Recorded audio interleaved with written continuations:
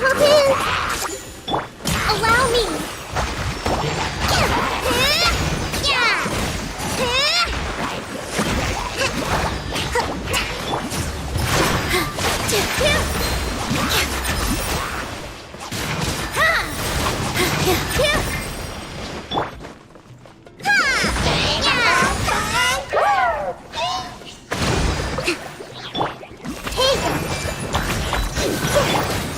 Rain outlines your fate.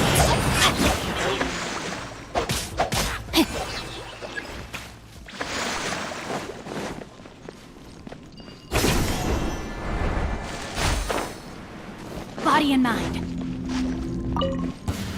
Ring cutter. Hold the line! Everyone hold hands!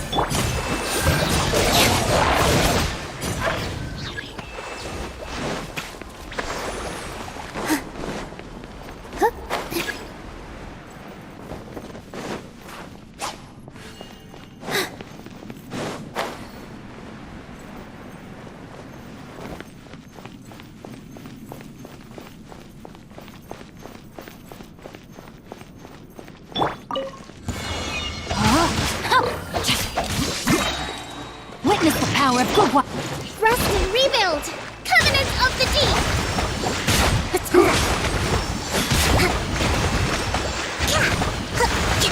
Cut down. Like this.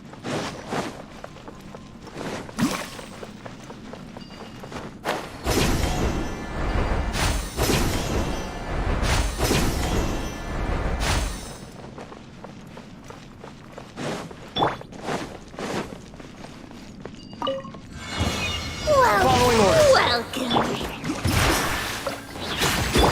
Hold the line! Make yourselves at home! I'm getting this dance is for you! I'll Yeah. take my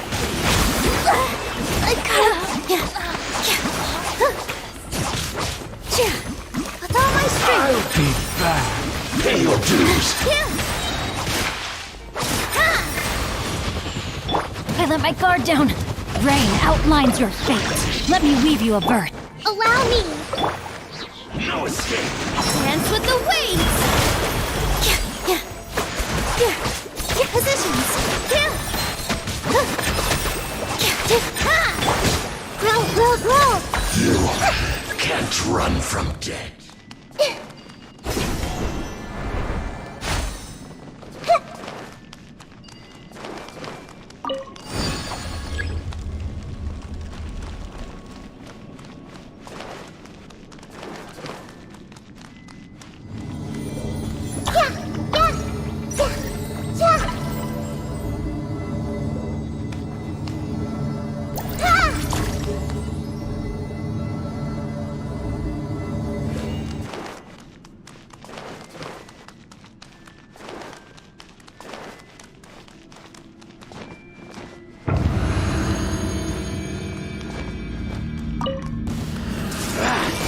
Feeling lucky today? Temple of Wisdom! Witness the power of GreenBoi. Huh? Upheld rest and rebuild! There's more! Billowing surge! Yeah! Finally, hide the fairy. You want this?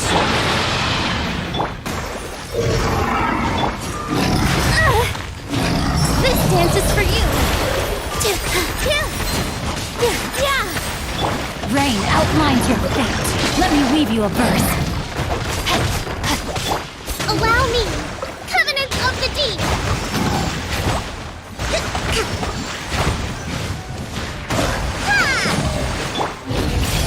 Make yourselves at home!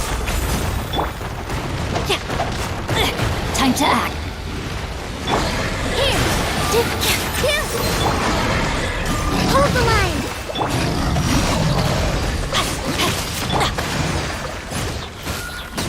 I see everything!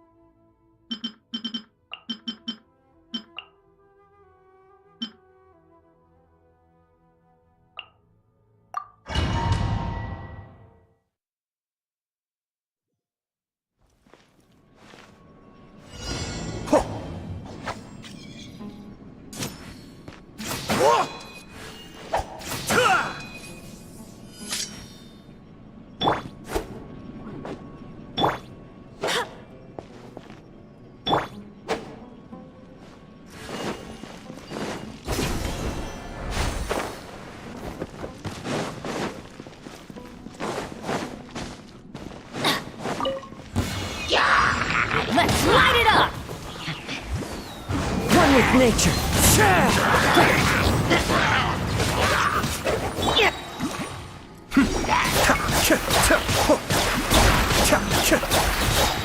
Mind the deluge.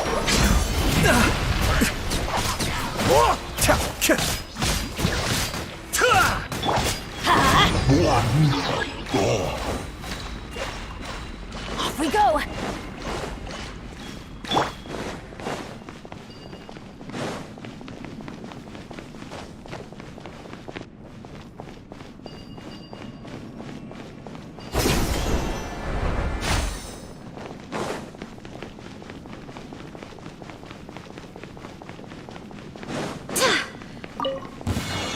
Following orders. A new punching bag. I swear by my sword!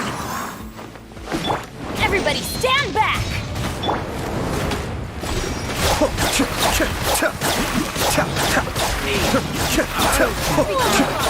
You want this? Adept back. I'm getting sick of this.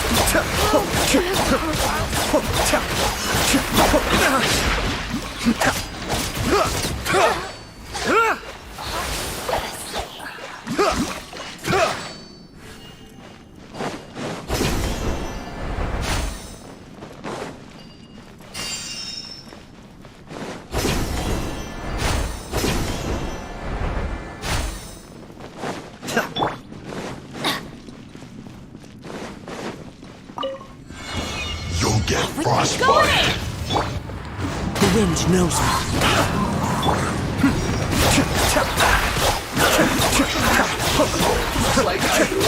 Not too far. Let's light it up!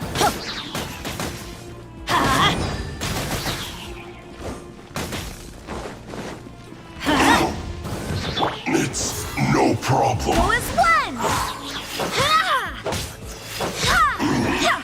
Too warm.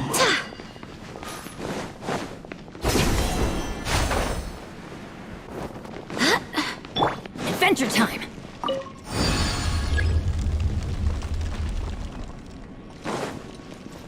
Adventure time! Off we go!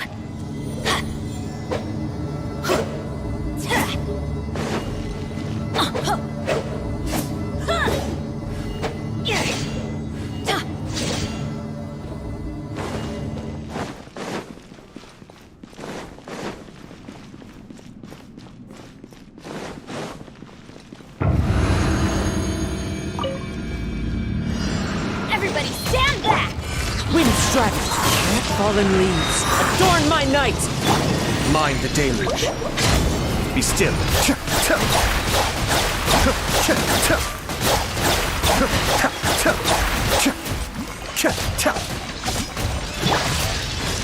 Adventure time! Barbados, guide us.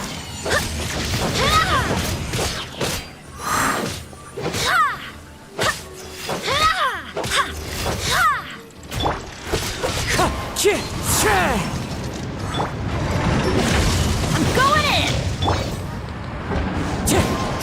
As one with wind and cloud. Cascade.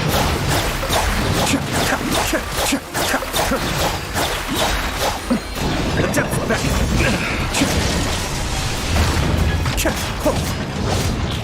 Be still.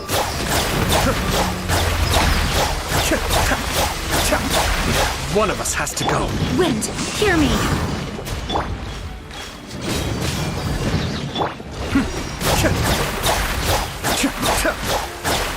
Everybody stand back!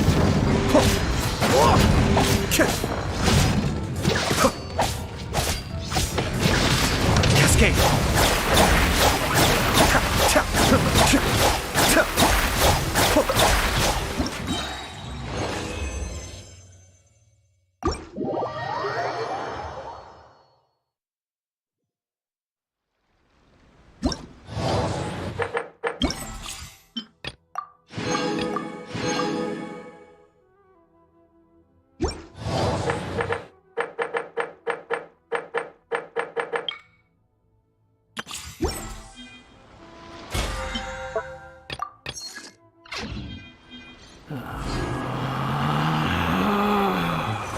Relax.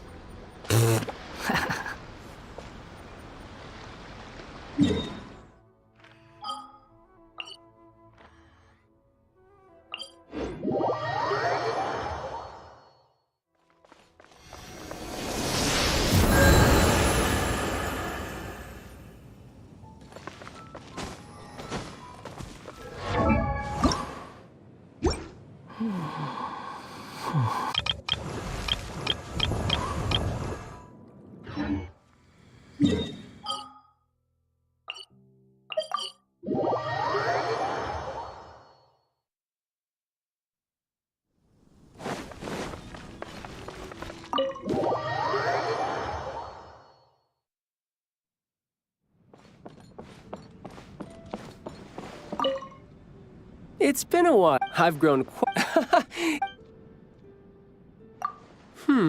When can you spare a few weeks? I want to take you to see the scenery of my homeland, to gaze upon the endless snowy sky, to stand on frozen lakes that won't shatter, no matter how hard you tread. Some people even carve gigantic ice sculptures there. If you like snowball fights, I'll pair with you and we can face off against my siblings. Oh, and I almost forgot. I can also make authentic borscht for you with specialty ingredients from my hometown. And, of course, we have to go ice fishing. The fish are much larger than the ones you find in ponds. All right, it's settled then. Seems like I'll have to give my family a heads up.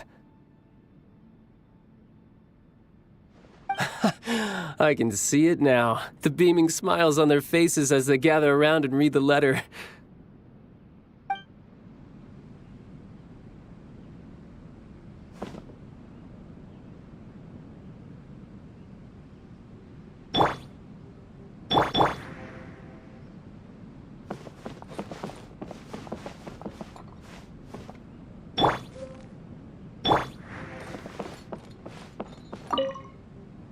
Oh, it's you. I must apologize.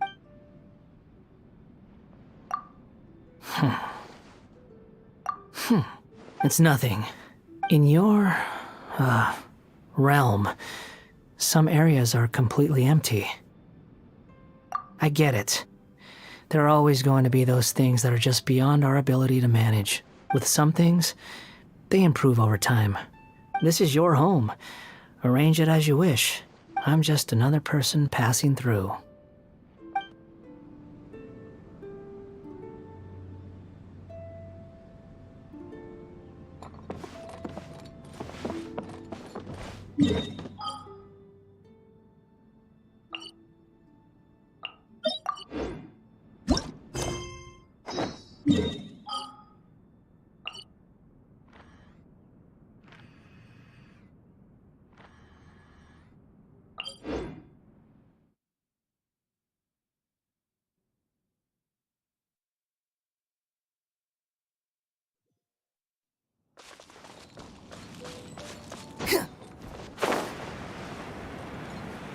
The wind rises.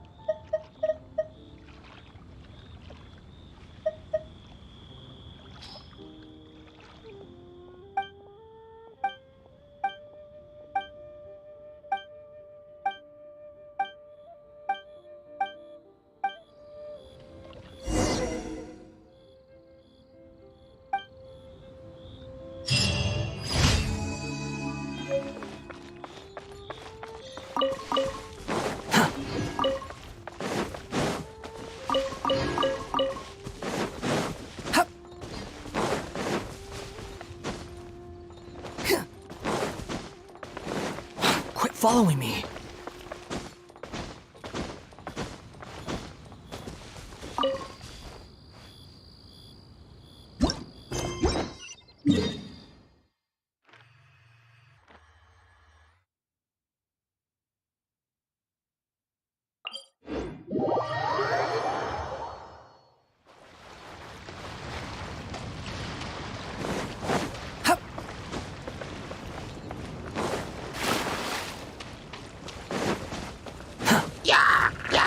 Squall and fury.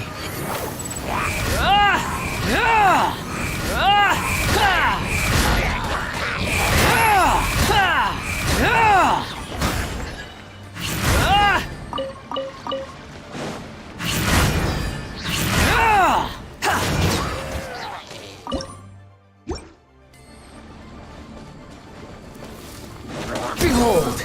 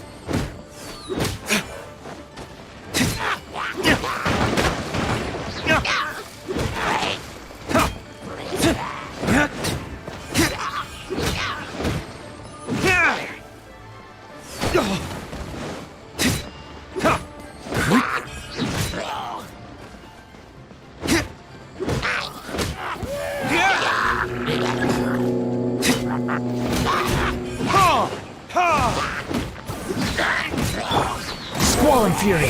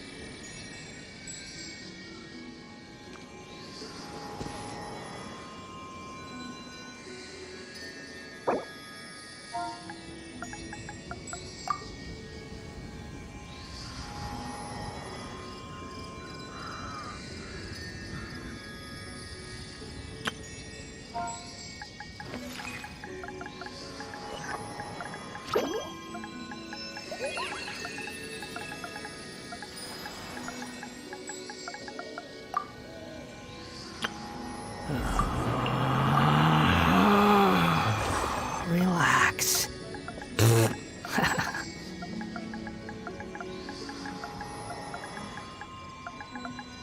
Something on your mind again? Let's work through it together. 2 heads are better than 1.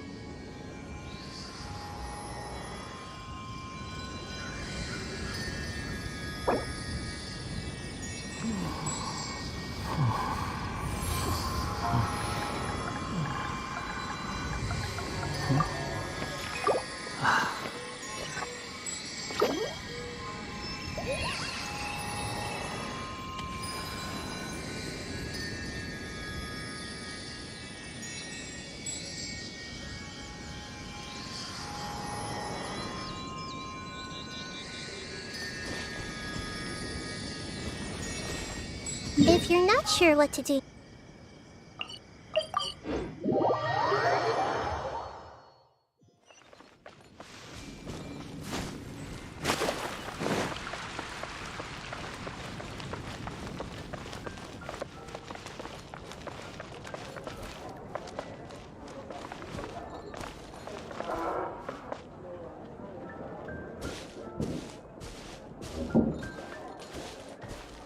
Come take a look. There will definitely be something that catches your eye. today's recommendation is the steak.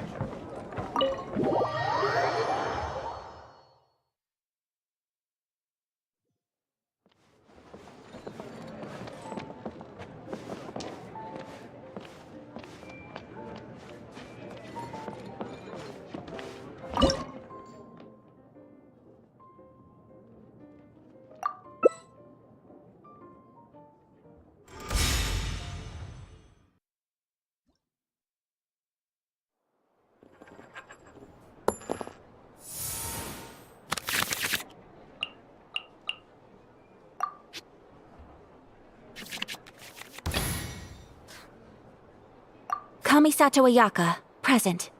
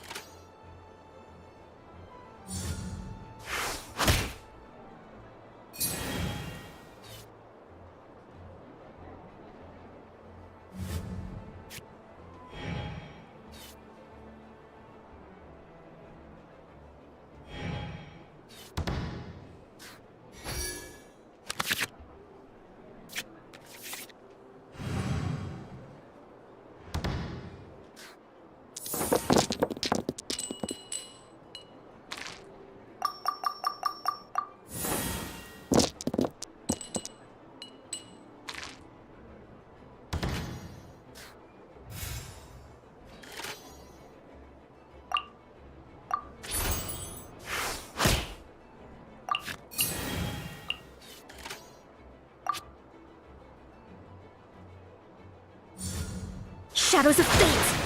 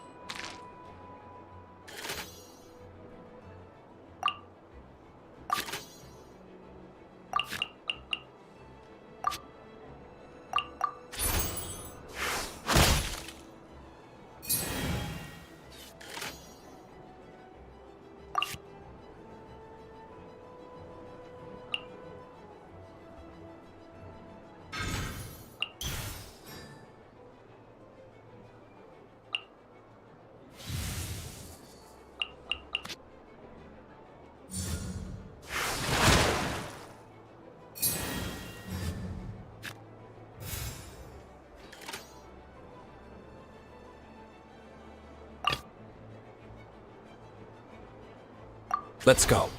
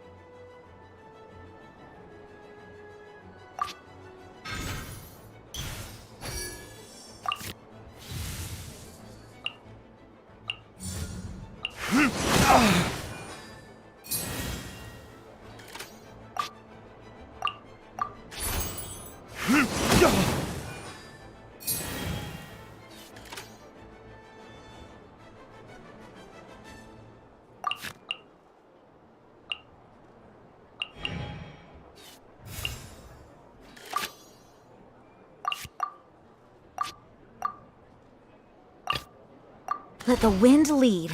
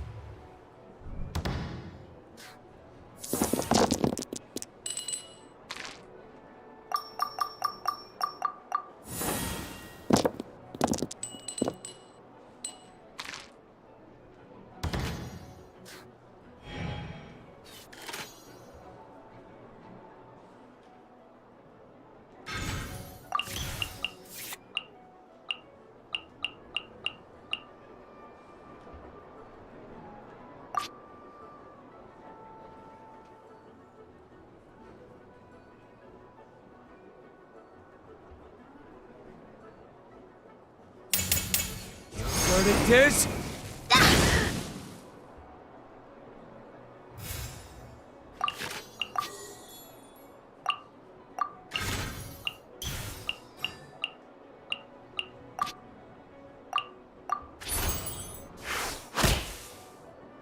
There can be no excuse or defeat.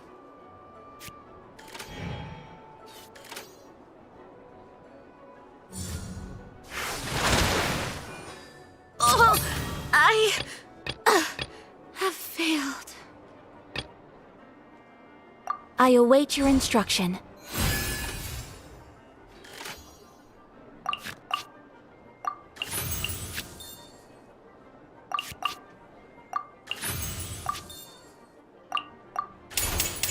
Sakura Swirl!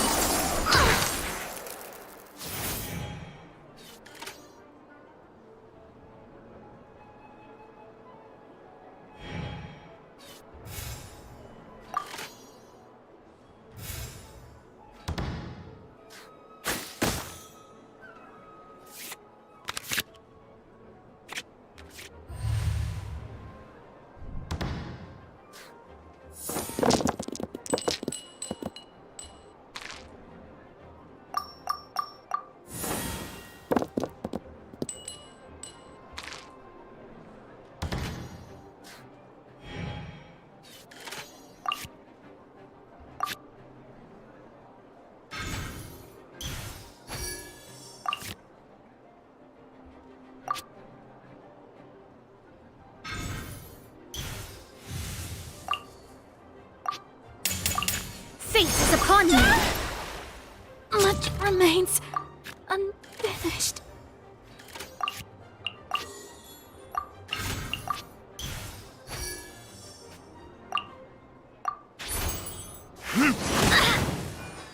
The stars are fading.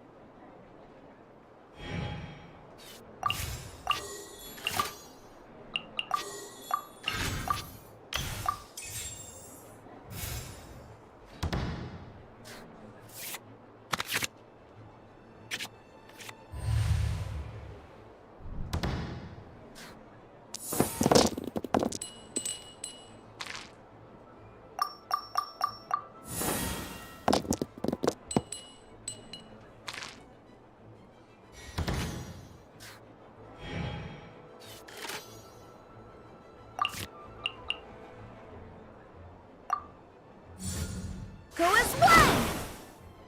Where did I go wrong?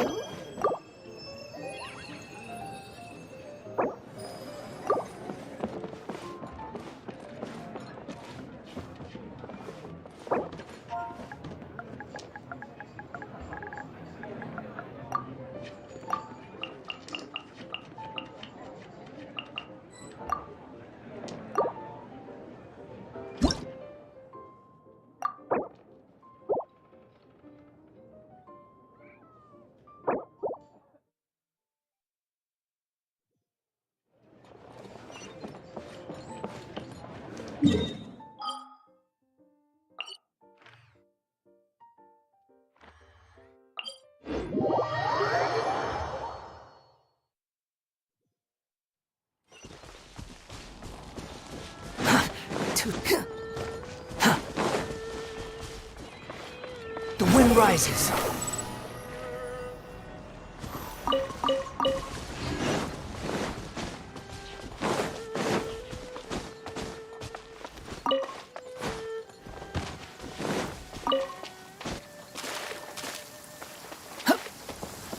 Squall and Fury. You want to use my hat as an umbrella? The audacity to even make that request. Search for it. Yeah. Yeah. Yeah. Ha. Ha.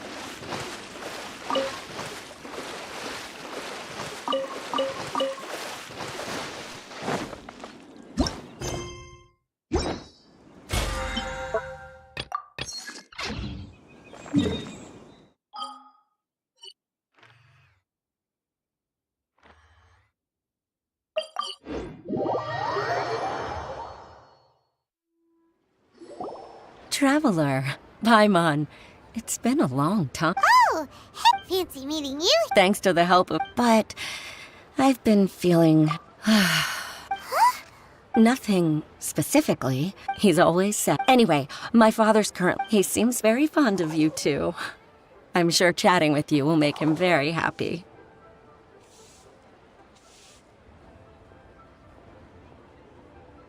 Sure, let's go.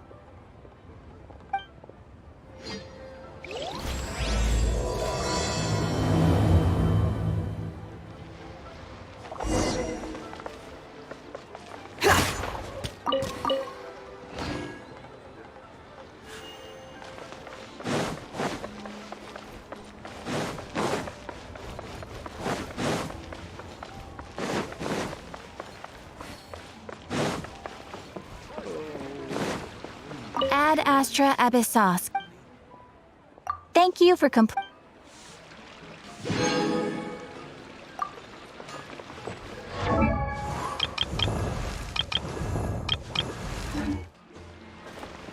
wind rises.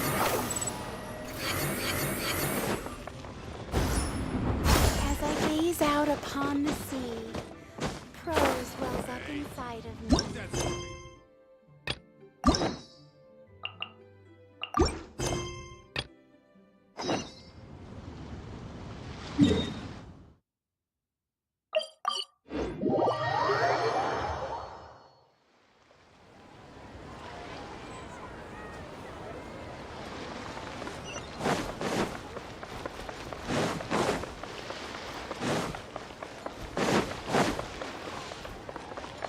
Behold!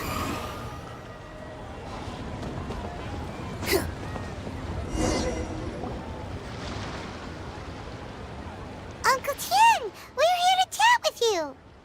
Oh? What a lovely surprise. Welcome. Oishi, why don't you go downstairs and get the shopkeeper to make us a fresh pot of tea?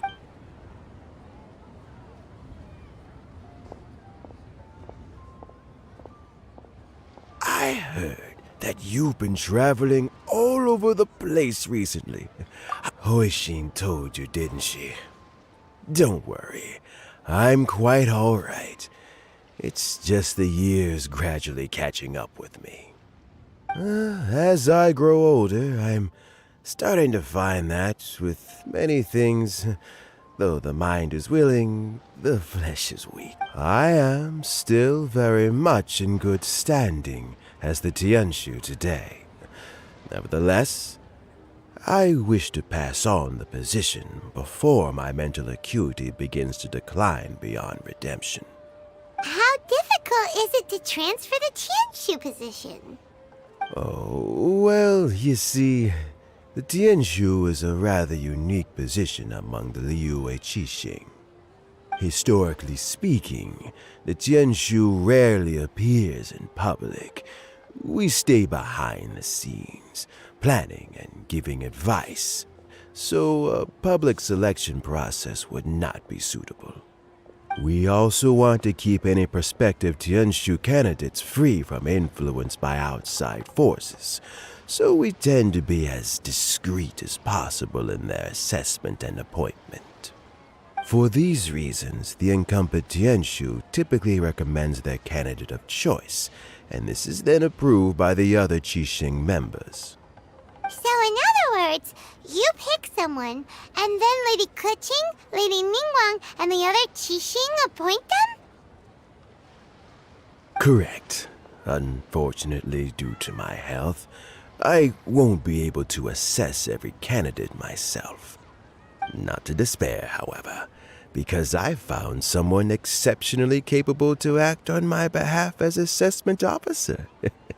In fact, I believe you recently became acquainted with her yourself. Oh? Who is it? I'm heartbroken.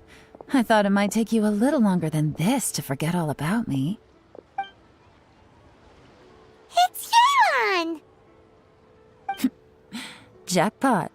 Uncle Tian here asked me to assess 3 candidates for him. Fancy joining me? You'll be among the first to get to know the next Tianshu. Might be a good opportunity for you. What do you think? Paimon thinks so too. It can't be a bad thing to be on good terms with a new Qixing, right? All right then. Though, I gotta say, Uncle Tian, you say you're into behind-the-scenes planning? My work's of the covert variety too. Don't you think I might make a good Tianshu? Huh? Yelan, you want to be the next Tianshu? I'm not opposed to the idea, but I suspect Ningguang wouldn't let you go very easily after how long you've been working together. So, how about this? If your investigation reveals that none of the other candidates are qualified for the position, I'll recommend you for the job. Deal. Well, you guys take your time. Everything's all set for the assessments to go ahead. Meet me on the first floor when you're ready. Until then, have a pleasant conversation. Oh, and no need to pay for your tea. As the new owner of this fine establishment, this runs on the house.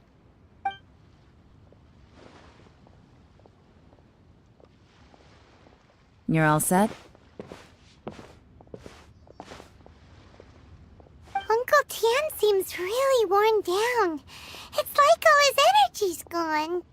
Yeah, it may sound harsh, but Uncle Tian is past his prime. He's not cut out for this anymore. So he's recommended 3 candidates.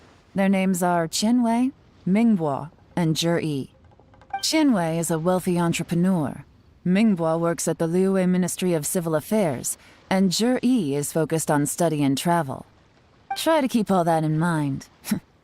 Of course, it doesn't really matter if you forget, since we'll be assessing them at Yuehai Pavilion in a short while. Qianwei, Mingboi, Zhi. Paimon should be able to remember their names, but what does the assessment involve exactly? Let's leave that until we get to Yuehai Pavilion. All right. Heads in the game, people. The stakes don't get much higher than a change in the Qixing. We can't afford to miss anything, no matter how small. Got it. We'll keep our eyes wide open.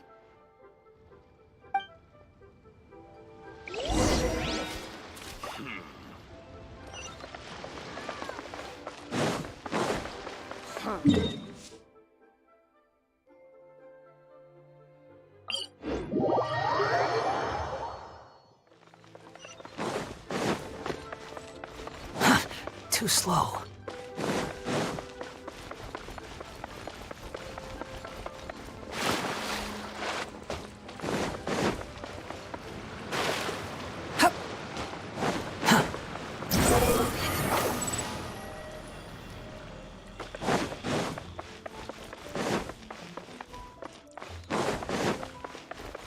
Squall Fury!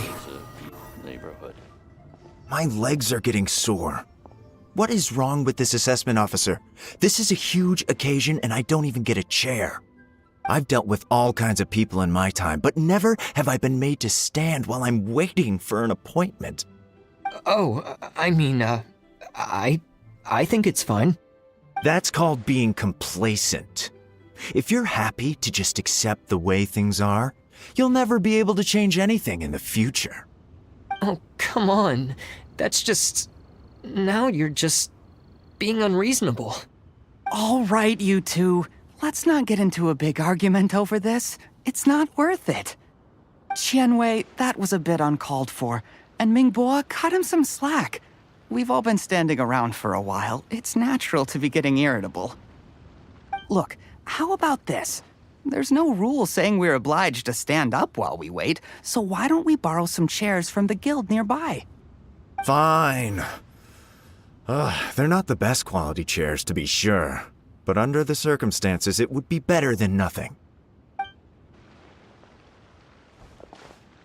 It looks like all 3 candidates have arrived. We'll meet them formally soon. Before that, let me run you through the assessment process. I've split it into 2 stages: current affairs and planning, and face-to-face interview. In the first stage, candidates are required to submit a manifesto for Liyue's development. In the second stage, we will ask them some questions in person. Writing a manifesto takes time, so I informed them of this requirement in advance. These are the reports they submitted.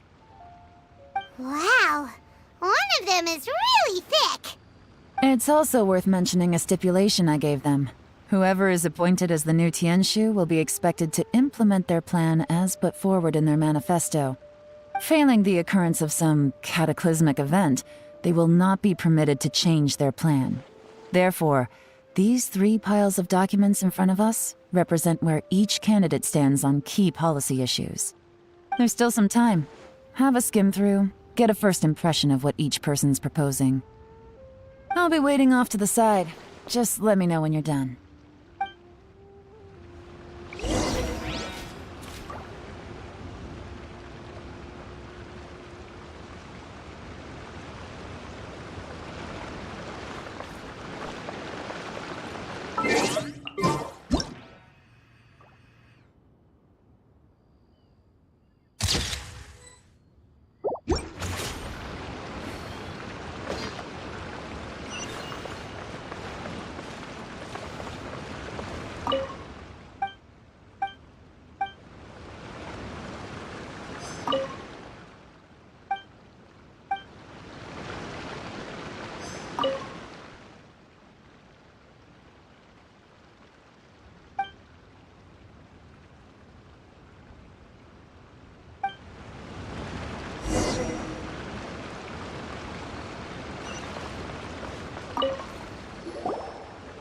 Finished, huh? What did you think? Everyone took it very seriously. Of course they did. They have the chance to be picked as the new Tianshu, so you can bet they're putting their best foot forward. And keep in mind, whoever gets in has to execute their plan as written. No, but that's for me to know and you to find out. We can talk more after the interviews. We'll see the candidates now. Let's do one at a time. Start with Chenwei. Yes, ma'am.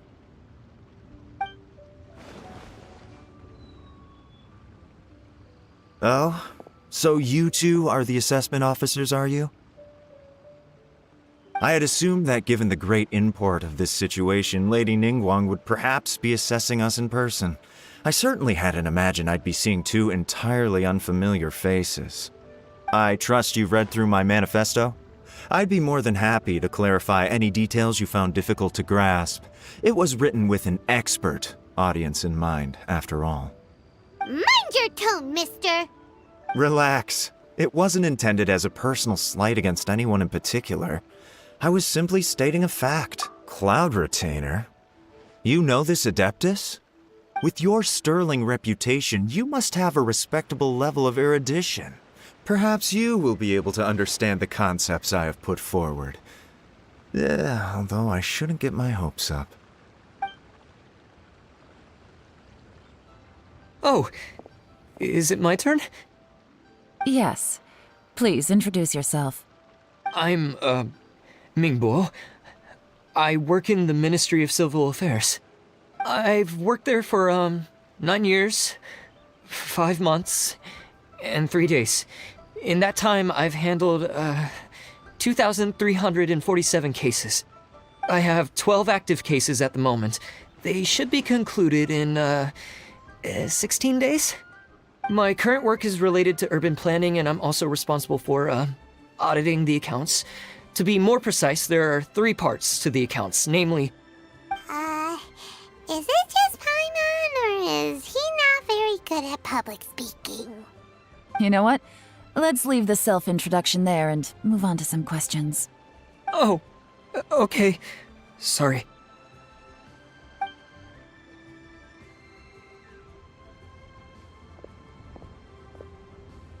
Hello. Not gonna lie, I'm feeling a little nervous. What would you like to know? You're here to assess me, so ask away and I'll answer your questions to the best of my ability. Your manifesto is very wide in its scope, but you don't seem to be personally involved in many of the specific fields. How can you be sure that you have the ability to put your plan into action?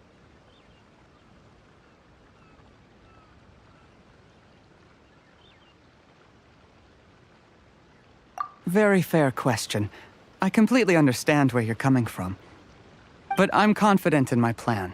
I've visited many different places, talked to lots of people with far more expertise than myself, and my manifesto is the conclusion of these efforts. Of course, 2 different problems can be interconnected in very complicated ways, and you might reach 2 very contradictory conclusions depending on which one you're focusing on. What I've tried to do is strike a balance. In other words, present an optimal solution to all the problems as a whole. How do you plan to determine whether you are right or wrong about your proposed solution being the optimal one? A great question. Well, I'd start by having my colleagues and the secretaries of the Yuehai Pavilion evaluate any proposals before implementation. Post-implementation, it would all come down to the results. If it turned out that my judgment was to blame for poor results, I would take responsibility. Nice answer. All right, next question. He seems like a great guy. Everything he said was thoughtful and logical, and he was just a pleasure to listen to. Here's my take on what we just learned. As you saw, Qianwei is highly knowledgeable. He proposes many excellent ideas in his manifesto which effectively target the big issues. But he is very proud and incredibly stubborn. He doesn't care much about other people's feelings. Mingbo's plan is more thorough and more measured. You can tell he's meticulous in his work, very detail-oriented. But he and Qianwei are otherwise polar opposites. Mingbo is not very articulate and comes across as very timid in conversation. Perfect summary. Paimon couldn't agree more. You're good at this, Yelan. Last but not least, Zhi. His manifesto is full of pertinent details, his methodology is sound, and his proposals cover a broad range of fields, which is quite a rare feat. The depth he goes into in each and every area means it can only be a product of painstaking work. Plus, he is modest and good at dealing with people. But what really interests me is that many of his views happen to coincide with Uncle Tien's. Having someone like Zhi take the position would certainly put Uncle Tien's mind at rest. Great! We'll see. Let's go back and report to Uncle Tien.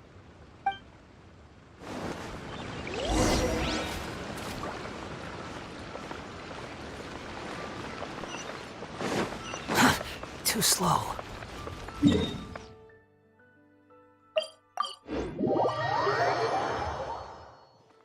Quit following me.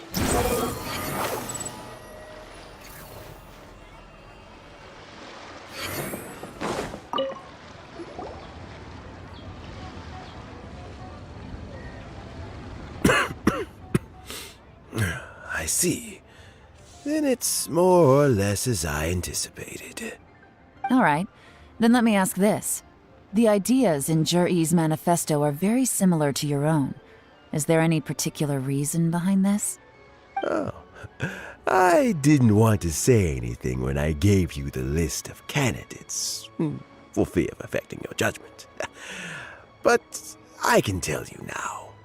Those 3 candidates have all studied under me in the past. It's only natural that they share some similarities with me. But Xin Wei went on to focus on his business, and Ming Bo has always been occupied with his work at the Ministry of Civil Affairs. Of all of them, Juri was with me for the longest duration. Whoa! So how did you get to know them all, Uncle Tian? Chen Wei was referred to me by an old friend. Ming Bo came to my attention in the course of my work, and as for Juri, that was pure happenstance. We first met while fishing. Gradually, as we got to know each other, we started discussing all sorts of topics. Juri came from a poor family, and his parents died when he was very young. But he was a gifted student and a fast learner.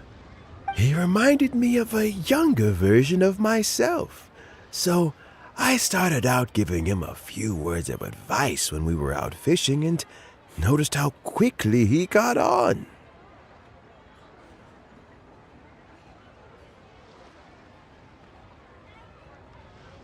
Quite.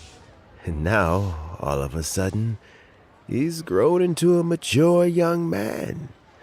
It's a joy to see, but it also gets one thinking. The young are growing up, and I am growing old.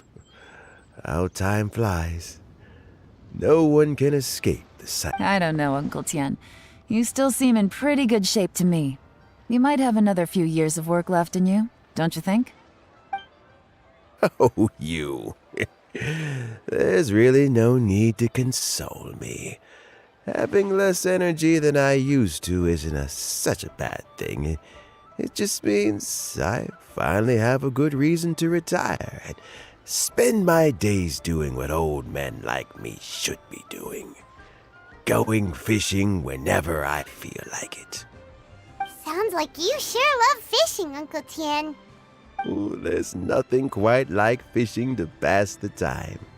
Ooh, and freshly caught fish, they make the most beautiful fish soup with barely any preparation required. Fresh fish soup. Sounds tasty. Doesn't it? Also, some time ago, Juri purchased a very special recipe from an old fisherman.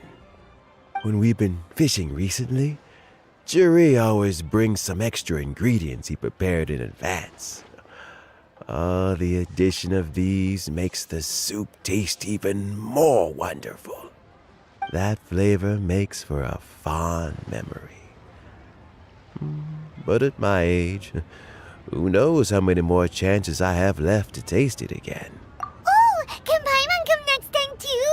Paimon really wants to try it. Let's get back to the matter at hand. Uncle Tian, we've reported back. Do you have a verdict? I appointed you as the assessment officer, and I trust your judgment. Had you not asked me why Juri's ideas were so similar to mine, I was not going to mention my history with any of them. This decision must be guided by what is fair and right. Please disregard all other considerations and make your final decision only after a thorough review of each candidate's talents and capabilities. Remember, you must be thorough. Understood. Come on, let's go talk somewhere else. Bye-bye, Uncle Tien. Look after yourself.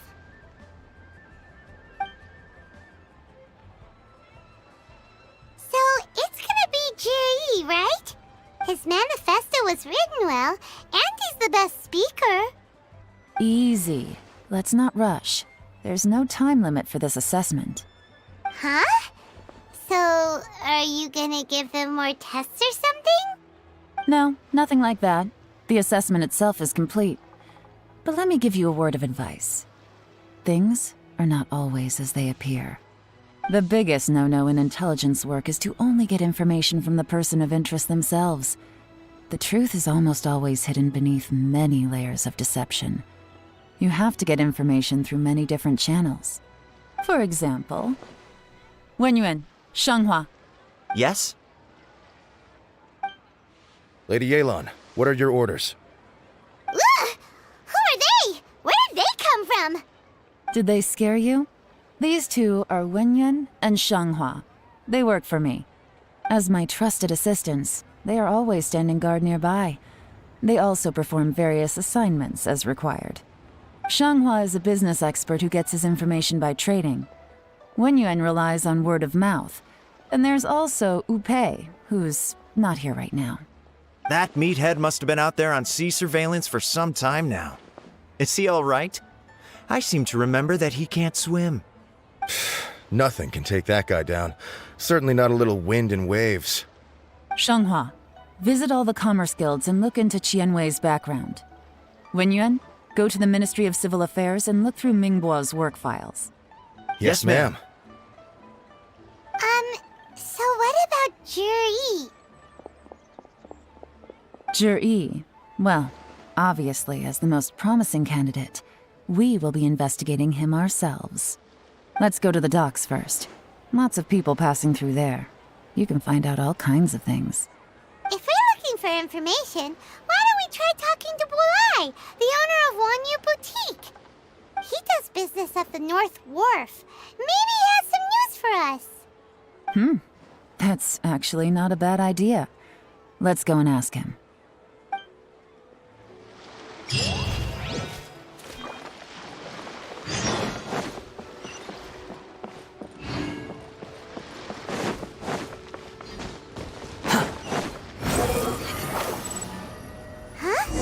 What's Bulai doing here today?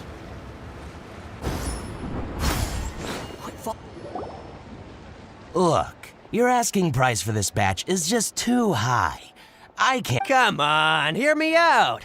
I'm telling you, this is the single best batch of Sunsetias ever. I accidentally dropped one into a well, and even the water turned sweet. Even so. All right. I'll let you in on a little secret. The boss of Second Life also wants to buy from me, but I haven't responded yet. If you won't take him, I'll just have to partner with them instead. Okay.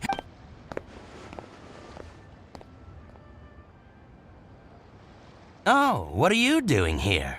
And to be clear, these Sunsetias are mine. I got to them first. Don't get any ideas. Actually, we want to ask you about a guy called Jiri. Have you heard of him before? Jiri? Yes, he's quite well known. I've heard a story about him. They say he was born into poverty. His parents died when he was young, and he was treated cruelly by the local community. One of his neighbors was terribly rude to him all the time, but Jiri never retaliated. And when his neighbor went bankrupt, he even helped support the family. He returned cruelty with kindness, injustice with peace offerings. A gentleman of talent and character, and... how did I not notice him sooner? Oh, he sounds like a decent man. We can finally breathe a sigh of relief. Why are you asking about him anyway? Well then, in that case, the higher bidder takes the... That's Jiri right over there. Why don't we go and talk to him? Where? It's him, all right. Looks like he's chatting with Lin Long. Come on, let's follow them and listen in. Try not to let him see you. I'll just go and fetch an employment contract. And hey, Don't try and cut me out of this. Hey! I understand. Let's walk and talk.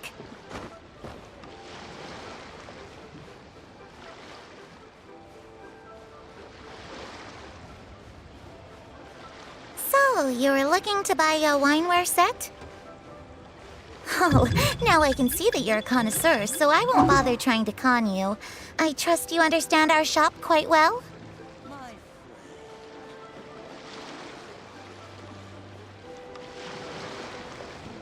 The truth is, an old friend of mine... What's the hurry?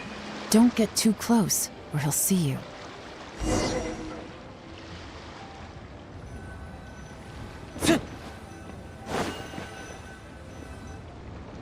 Try not to let him... I understand. Let's walk and talk.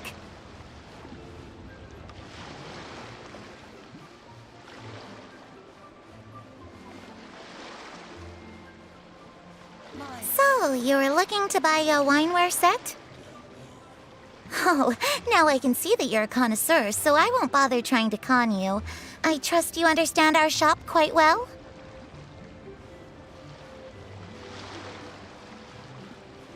The truth is, an old friend of mine who likes to have a drink now and then. He fancies himself as a man of culture, but doesn't care for needless extravagance. So I thought I might buy him a set of high-quality fakes. How very thoughtful of you. Leave it to me, then. Come and collect it at Shigu Antiques whenever is convenient.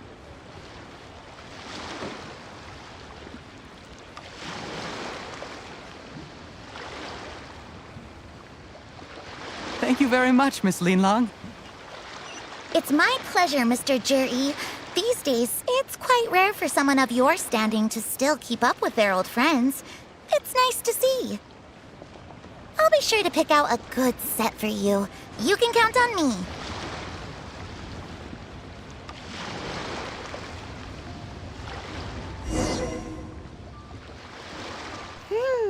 Juri seems to get along really well with everyone. Are you satisfied? We shouldn't jump to... Do we have to?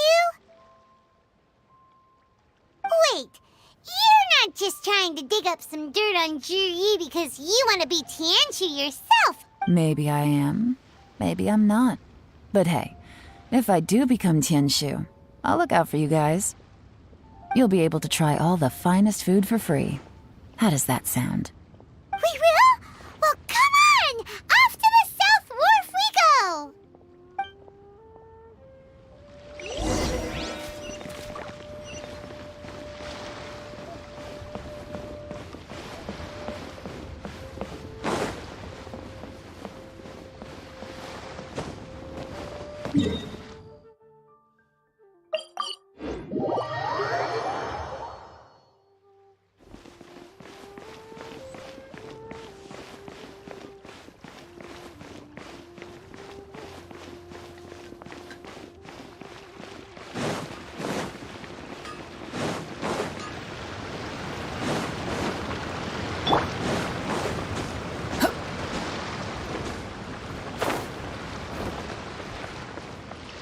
The wind rises.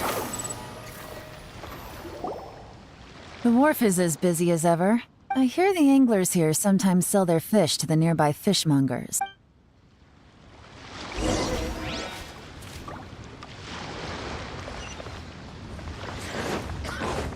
Squall and Fury. Welcome. What would you like to buy today? Sorry to interrupt. We're actually members of the, Liyue Anglers Association, and we just wanted to ask a few questions about someone. We've heard about this young man called Juri, who's supposed to be a fantastic fisherman. Just wondering if you happen to have heard of him? Whoa! Yeon made up a whole fake identity without batting an eyelid! Ah, yes, Juri. He's been making quite a name for himself recently. I've got some friends who travel all over the place, and they tell me everywhere they go they meet someone who's heard of him. Apparently, he had a rather tough time growing up. Had to work several jobs alongside his studies to make ends meet. How does that saying go? What doesn't kill you makes you stronger. Well, if there's anything to that logic, he's sure to be phenomenally successful one day. you. But I'm afraid your Anglers Association might be in for a disappointment. Oh? Why's that? He's good at a lot of things, but fishing isn't one of them. He fishes at the wharf and sells what he catches to me on occasion. His catches are always mediocre. Not terrible, but equally nothing to write home about. If you're looking to recruit some new members, though, I do know a few top anglers I could put you in touch with. That sounds fantastic. I've got a couple of other things to attend to right now, though, so why don't I come back some other time and we can chat over a drink? Sure thing. See you. Everywhere they go, they meet someone who's heard of him. Come on, let's keep asking around.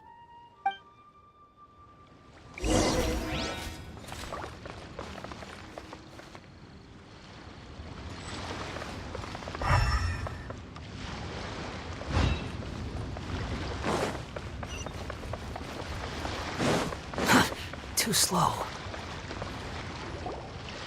Here to buy some fish? It's 300 for one or 3 for 1,000.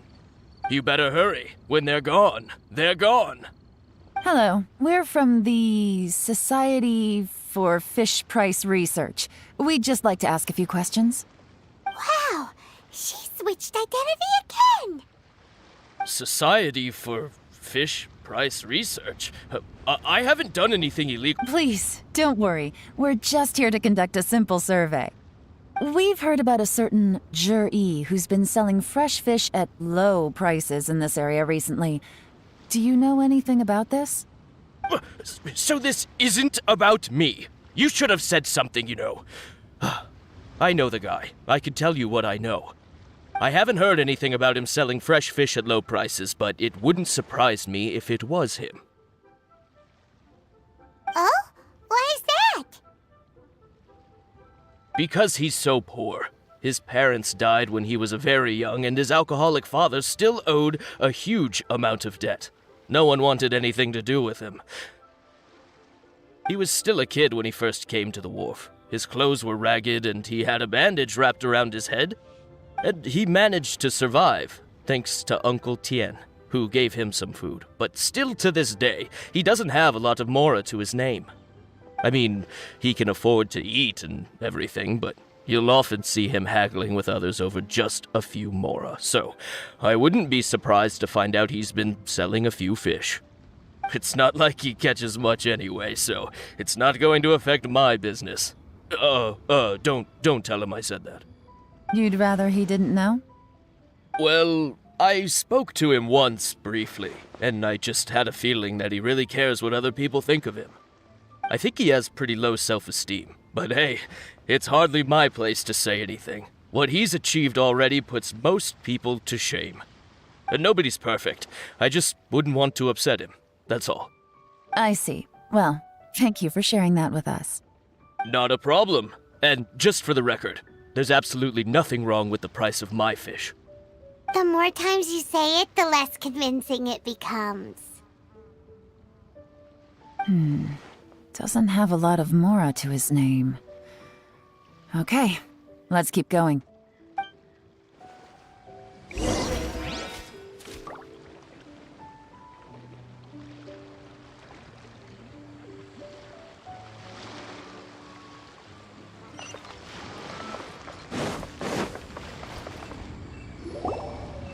Hey, it's you guys!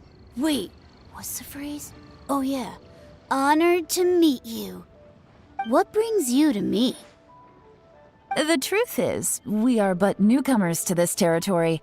We heard tell of a great martial artist, Master Dugu, who knows everything there is to know. Hence, we sought you out to ask for your guidance. Really? People said I know everything there is to know?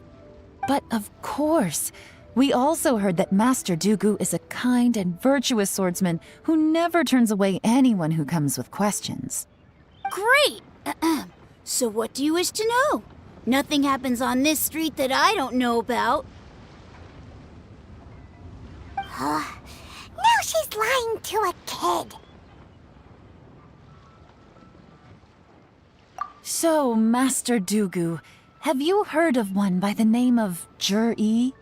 Sure have. You mean that guy that all the grown-ups are talking about these days? I've heard many tales of Juri. For example, I can't remember. Probably 'cause it's nothing that important. I prefer stories about sword-fighting heroes. Oh, I can completely understand that. Then let me ask you this. Do you remember roughly when the grown-ups started talking about Juri? Oh yeah, I know that. It was about 2 or 3 months ago. Before that, people always used to talk about Juri in a kind of nasty tone of voice. But 2 or 3 months ago, suddenly everyone started to like him. Sometimes he gives me candies, so I'm glad that people are starting to like him now. Just as I thought. Huh? What do you mean? I mean, just as I thought, Master Dugu is indeed as kind and virtuous as the legends claim. I'm not that great. Oh yeah, one other thing. These days, there's a lot of people I've never seen before talking about Juri stories in the street. They seem like nice people. Oh, definitely. Great! So next time I see them, I'll say hi. And I guess I can share some of my candies with them too. Certainly. You can also tell my friend in GenShin Tea House about what they're up to. I'm sure my friend would also like to say hi to them. Thank you, ma'am. You're welcome. Well then, fare thee well, Master Dugu. Until we meet again. Any of that sound strange to you?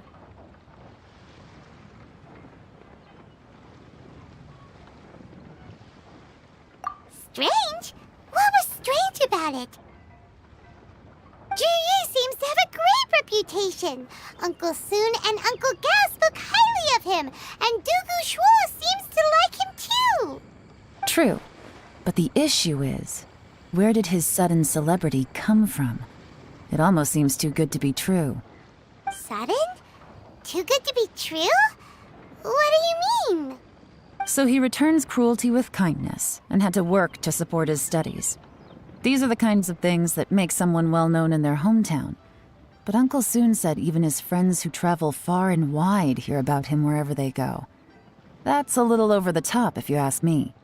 Do you remember what Dugu Shuo said about Juri's stories? Clearly they left him with a good impression of the guy. But beyond that, he wasn't interested in the details. That's the reaction I would expect from any normal person. Plus, there's the fact that all this praise of Juri has only been happening within the last 2 or 3 months.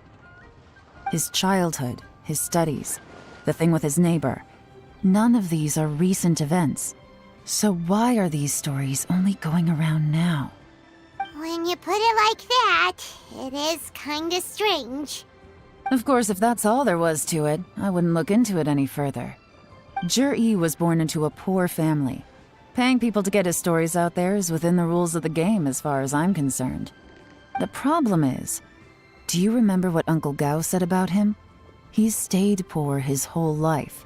Everything he's earned he's either spent on studying, traveling, or paying off debts. I don't think he has the mora to pay for a publicity campaign. Right, and that changes everything. It can mean a powerful faction is trying to gain influence over the Liu at Xixing. That's the worst-case scenario. But all too often, the most pessimistic speculation turns out to be closest to the truth. Someone's trying to gain influence over the Qixing? That sounds serious. What should we do? Even if we asked Juri about it, surely there's no way he'd admit it. First, we need to find out who's supporting him. Don't worry, I've got a plan. Remember the current affairs and planning stage of the assessment? Since the successful candidate is duty-bound to implement their plan after taking office, their manifesto tells us their stance on key issues. Whoever is secretly helping Juri must be seeking to benefit from his actions after his appointment. So, we should be able to find some hints in Juri's manifesto on who we're dealing with. Come on, let's get back to GenShin Tea House.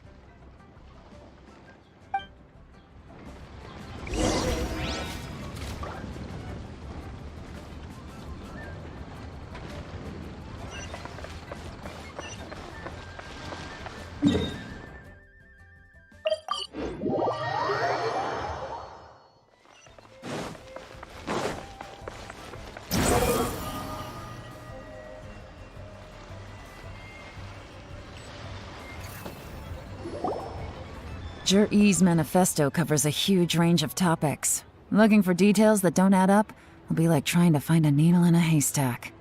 I'll divide the reports into 2 piles. You take one, I'll take the other. When we're finished, we'll put our heads together. Officially, the assessment is already over, and I'll be expected to announce the results before long. So we have to get to the bottom of this as quickly as we can. Yikes! We better hurry! Whatever else Uncle Tien might think of GreenBoi, the fact remains that he's one of his favorite students. Any evidence he's left is not going to be immediately obvious. We'll have to look carefully and think critically.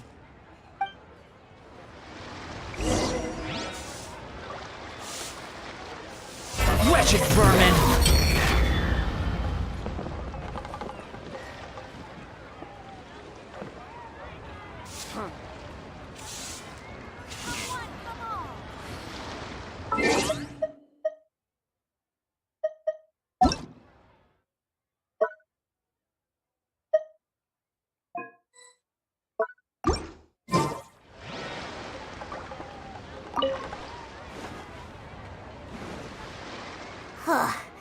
Even though Yelan took half, this is still a lot to get through.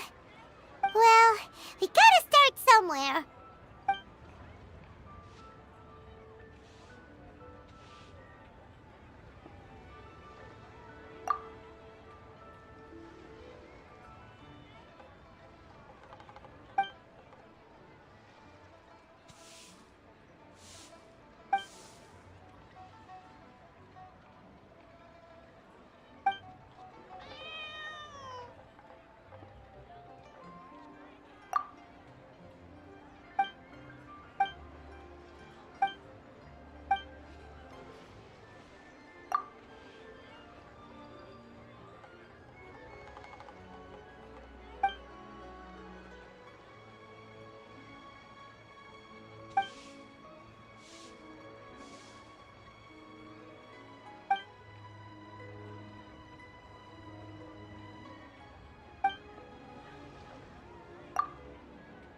Oh, this reading is giving Paimon a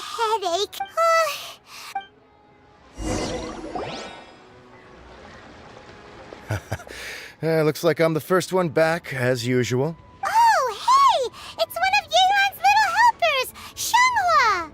If you're back, that means you finished investigating Qianwei, right? You betcha. I visited all the commerce guilds and gathered a wealth of information. Every time they asked me to leave, but I always had another trick up my sleeve. Don't drag this out. Just tell us your findings. Yes, Lady Yelan. To summarize my findings, most people who've had interactions with Qianwei will start out complaining about how proud and arrogant he is, but then go on to give a generally positive appraisal of him. The young master of the Feiyun Commerce Guild said that Qianwei appears arrogant, but he's very scrupulous in the way once he signs a contract with somebody, he treats them fairly regardless of their background. Who'd have thought? Is it possible that his reputation is fake? Is there any way you can check the accounts of the businesses under his name? In theory, that should be very difficult. But here's the thing. I asked around and found out that almost all of Qianwei's accounts are open to the public. Where he buys from and sells to should be confidential business information, but he doesn't seem interested in protecting it at all. Qianwei often sees business opportunities that others don't, but once he's made enough mora off of it, it's like he gets sick of it and releases all of his trade secrets. It's like he wants people to know that they still can't beat him, even if he shares all of his secrets. The fact that someone like that can still make mora is pretty infuriating when you think about it. What a strange guy. It's like he's not doing business to make mora, but instead... to validate his theories. No wonder his manifesto contains so many insights. It's all the result of his first-hand experimentation. I'm back! Huh? How come you're here? Why do you think? Obviously, because I possess superior skills and am always one step ahead of the competition. Well, when you're the competition, at least. Whatever. I'm not getting into an argument with you. If I hadn't had something else to take care of on the way, I would have been back long before you. Lady Yelan, I have finished investigating Mingboi. Well, we're all ears. The Ministry of Civil Affairs says that Mingboi struggles to get his words out when he gets nervous, especially when he's chatting with strangers. But after a few days of getting to know him, you can pretty much have a normal conversation with him. On the whole, the feedback from the Ministry of Civil Affairs was very positive. He always considers the things that everyone else overlooks. In your opinion, was the Ministry of Civil Affairs' appraisal of Mingboi at all exaggerated? I don't believe so. Mingboi is someone who has slowly but surely earned the reputation he has today. According to Miss Yu, the ministry often gets Mingboi to take a final look at projects before they're implemented. People feel much more confident in something if it has his stamp of approval. Oh, and also, there was once someone in the ministry who was lying and cheating to try to advance their career. Mingboi gave them the scolding of a lifetime. Apparently, he can be terrifying when he loses his temper. I haven't seen it for myself, though. Whoa, that's hard to imagine. Like I said before, things are not always as they appear. Ah, so that's what you meant by that. I'm starting to get it now. Thank you both. You're free to go now.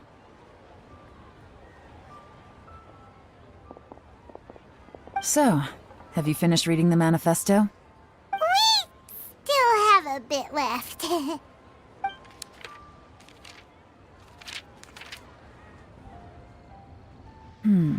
I can't see any immediate problems looking at the individual entries. The only one that strikes me as a little unusual is the Cheongshu Pool redevelopment plan.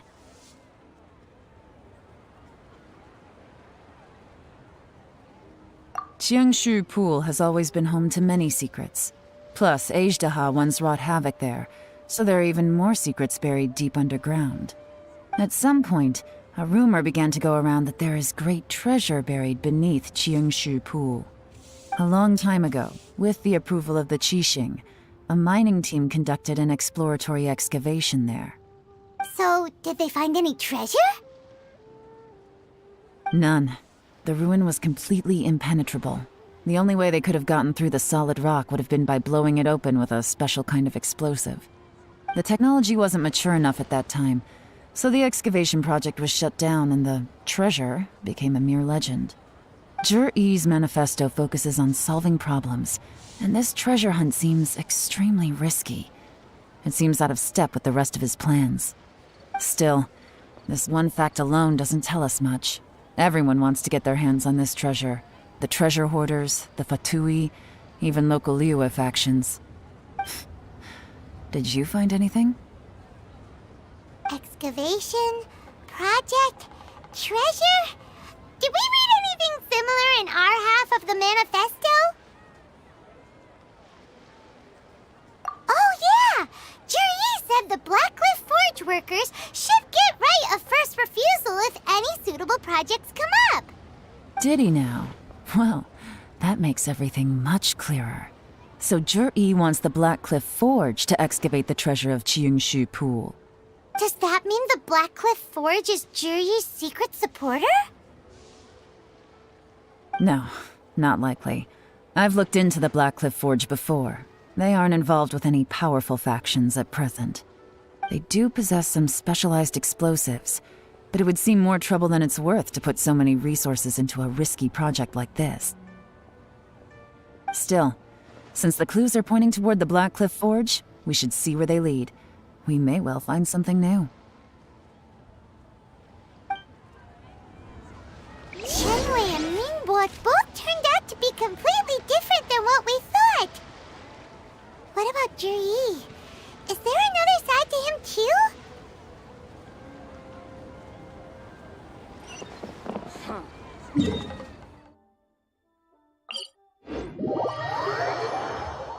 You want to use my hat as an umbrella? The audacity to even make that request.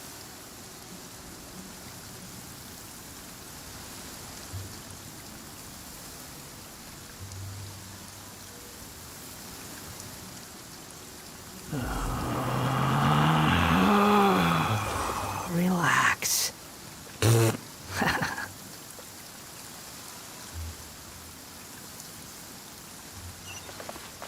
Quit following me.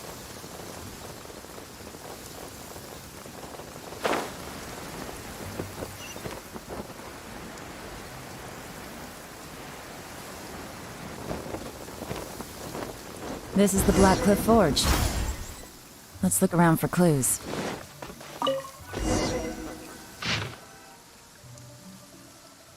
What's this? A diary? From the back, it looks like a ledger, but it seems they also use it as a site log. We don't know who wrote it, but it's interesting, don't you think?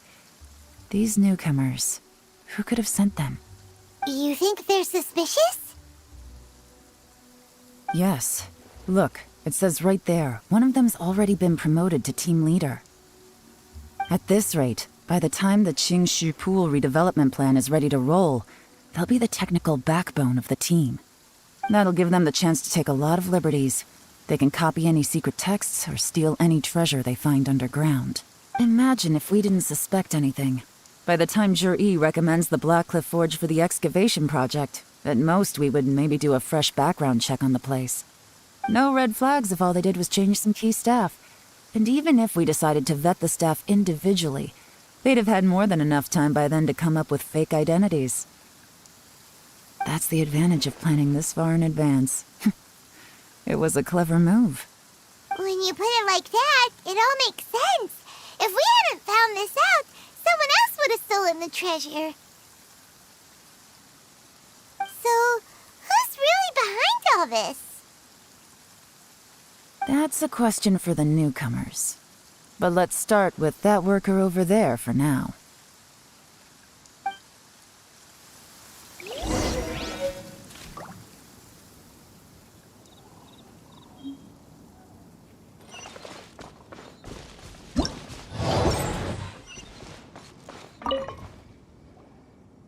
Excuse us. We want to ask you about the newcomers. You want them to teach you or something? I gotta say, these newcomers are in tip-top shape. Fast learn. My only complaint is that they're always going out drinking at night.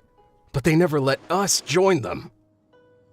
I guess they just need some time to adjust. I'm sure we'll get to know each other over time. They go out drinking. This area isn't exactly renowned for the nightlife. I'm guessing it's a long trip to the nearest tavern. You got that right. They tell me they go all the way back to Liyue Harbor to drink at Wanmin Restaurant. It rained after work today, so they actually stuck around at the site for a while. But as soon as the rain stopped, they went out drinking again right away. Hey, you're only young once, right? I say, if they can hack it, let them at it. Interesting. Let's go talk somewhere else.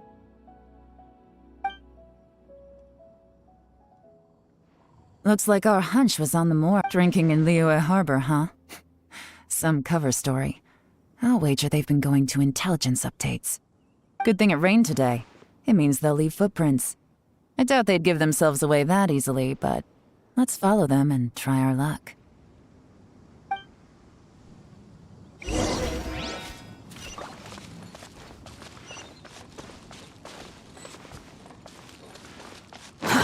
Too slow. They went that way! Hurry, we gotta catch up!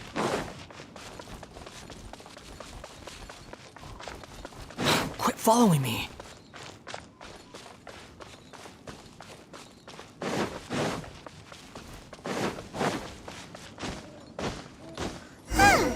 These footprints are heading towards Liyue Harbor.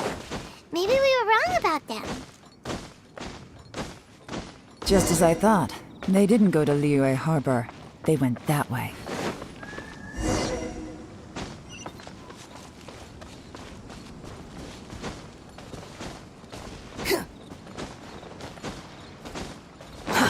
Too slow. The footprints stop here. But, judging from the direction, I'm guessing their destination was that abandoned house.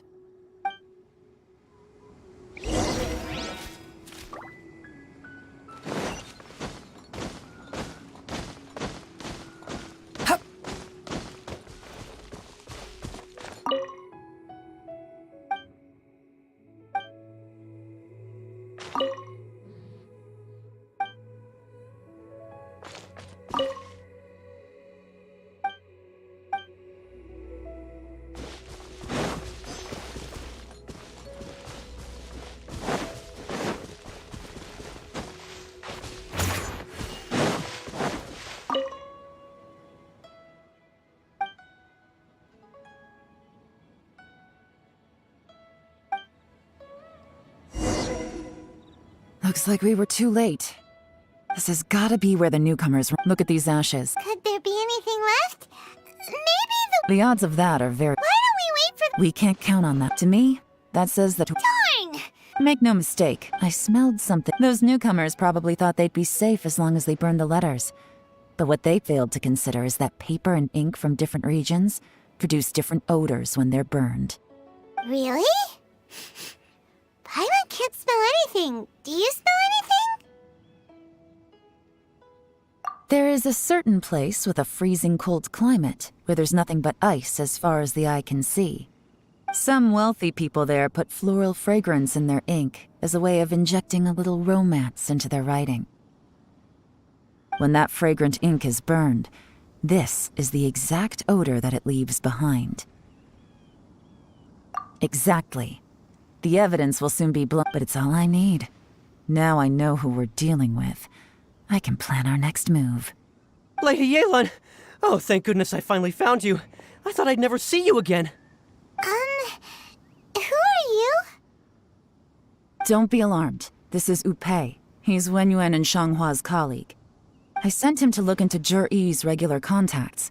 Since Zhiyi likes fishing, Upei thought he might know some of the fishermen and sailors, so he took a boat out to sea to ask around. I left him a note at Yanshang Tea House telling him to look for me at Blackcliff Forge when he got back.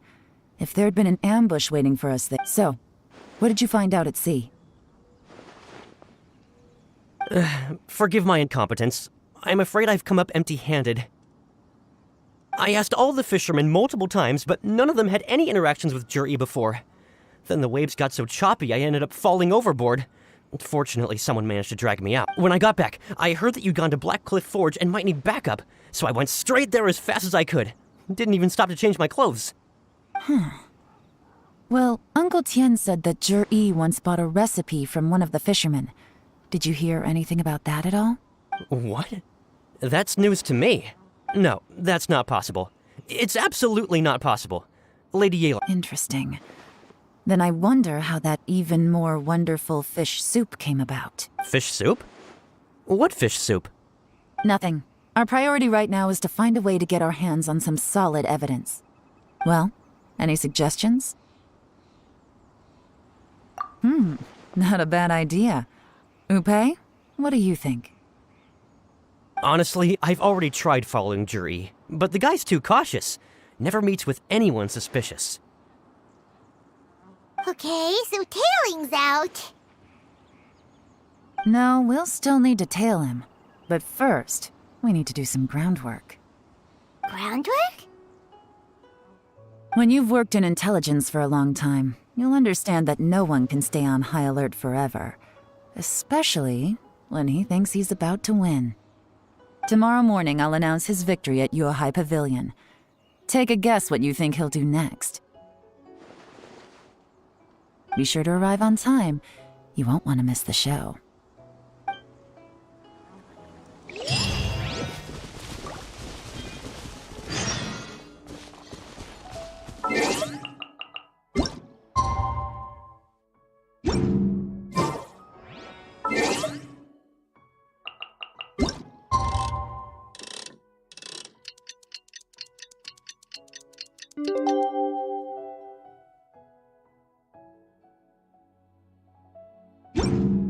You think...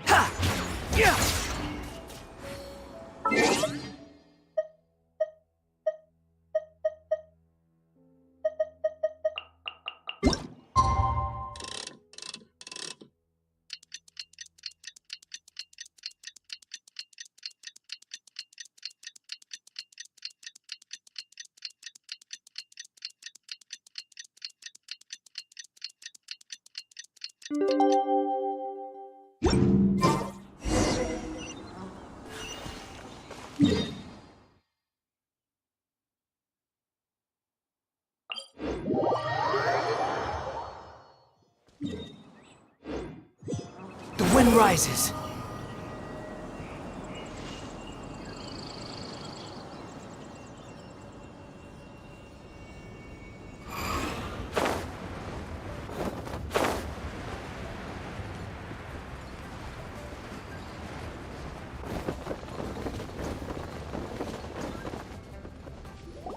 It looks like we're all here. I won't drone. All of us here know. Qianwei, Mingbo is reliable. In contrast, after much. Thank you. Honestly, in my estimation, would either of you... I don't mind. Okay, well, that's all from me. Zhi, I will live up to the... I should go. I need to pack my things, and then Count me out. I'm not... Zhi seems pretty relaxed. Hey, traveler. Tell me something. If you can't answer... Oh no. Follow him. Yes, ma'am.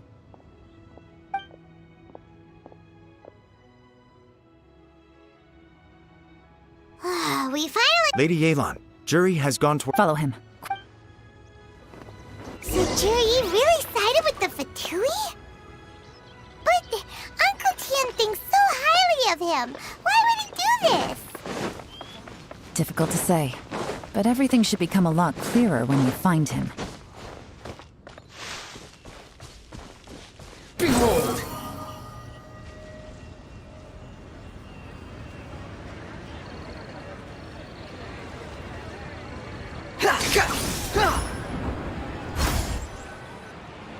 I'm sorry, Lady Yelan. We lost him. He's too good at this. How the heck did he manage? I guess Zhi didn't let his guard down. Still as vigilant as ever. No, Upei says he's much more relaxed than usual. Maybe it's just how he's wired. Don't blame yourselves.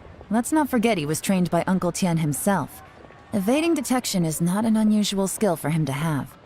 If I'd asked you to tail Uncle Tian, you'd have ended up at a dead end too. It's fine. So, where did you lose him? Xinyue kiosk. He only went in briefly. Upei and I were watching outside the whole time. A few moments later, a man dressed in a completely different outfit came out. Upei had a feeling that it was him, but we couldn't get close enough to check without blowing our cover. I figured that if we spooked him, it would undo what we've accomplished today so far. Another option would have been to arrest him there and then, but without any evidence, that would have been meaningless. So I stopped Upei, and I stayed here to wait for you while that meathead went to ask around in Xinyue kiosk. Good work. The fish didn't take the bait, but that's okay. As long as he's still swimming around, we'll find a way to catch him eventually. Let's go to Xinyue kiosk.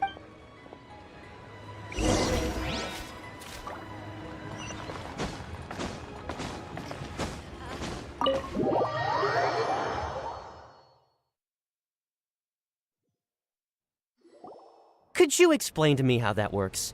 A guy like him comes in, changes his whole outfit right under your nose, and you don't even ask him about it? Our customers are free to dress however they please.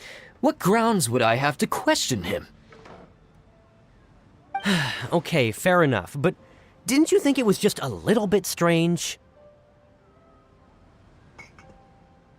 Well, maybe I did, but it still doesn't give me the right to stop him. Enough. Let's tone this down a little. I'll make this quick. Just one question. What? Oh, he didn't buy anything. He just picked up a bottle of liquor that he ordered ages ago. A bottle of liquor? Yes, a very strong kind. Fiery, with a rich flavor. Not something the average customer would order. This gentleman ordered it in person from us a long time ago. He was only here today to pick it up. Liquor and wineware. I see. Let's go. Where to? Shigu Antiques.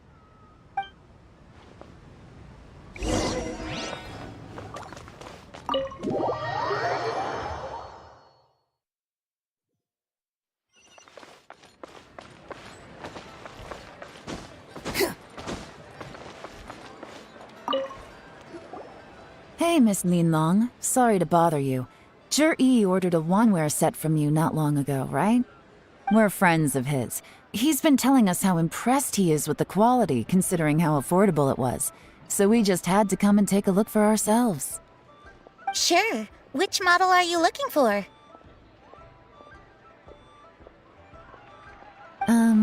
We don't really know a whole lot about wineware. Let's just go with Zhi's choice. Would you be able to show us the one he bought? Juri picked up his set not long ago.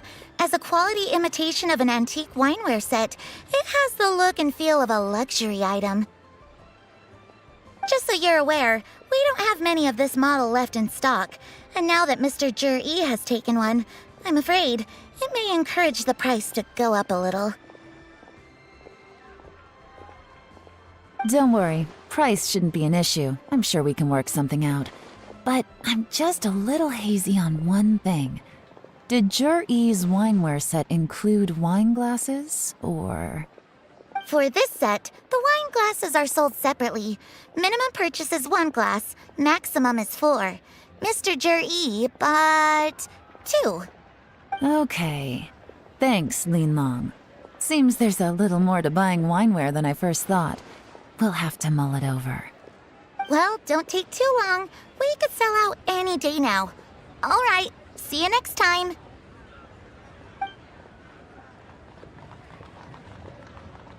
This is turning into a real headache.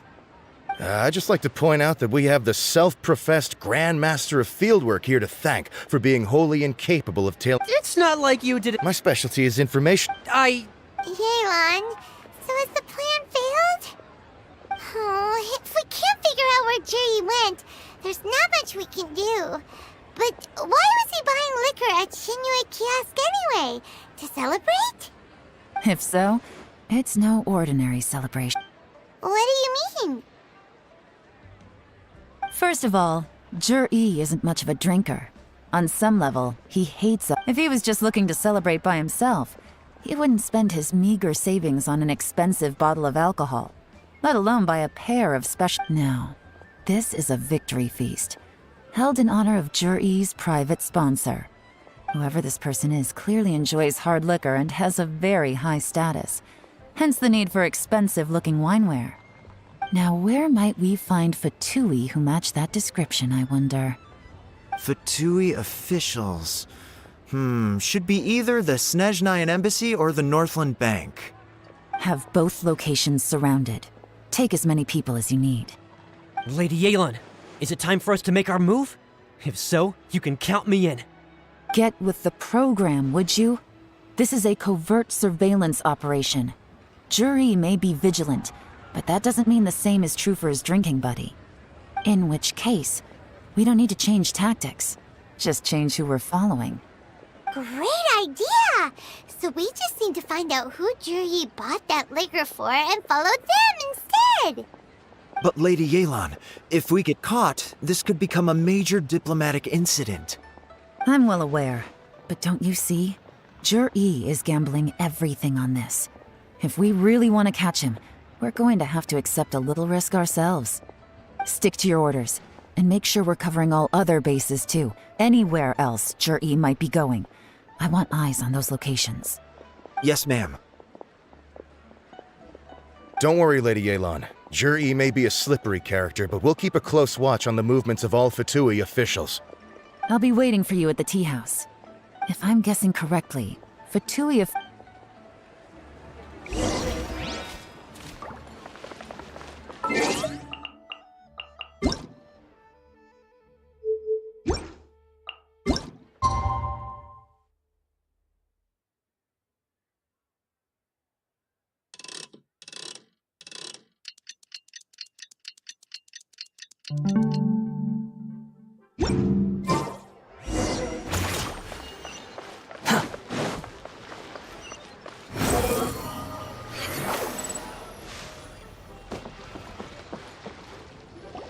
Perfect timing.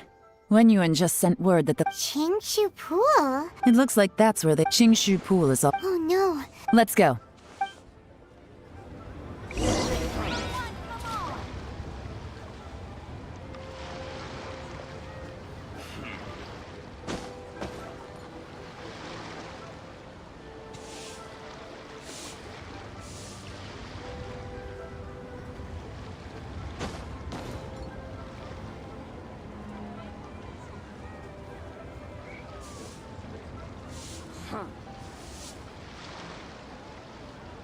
The nightlife here is so vibrant.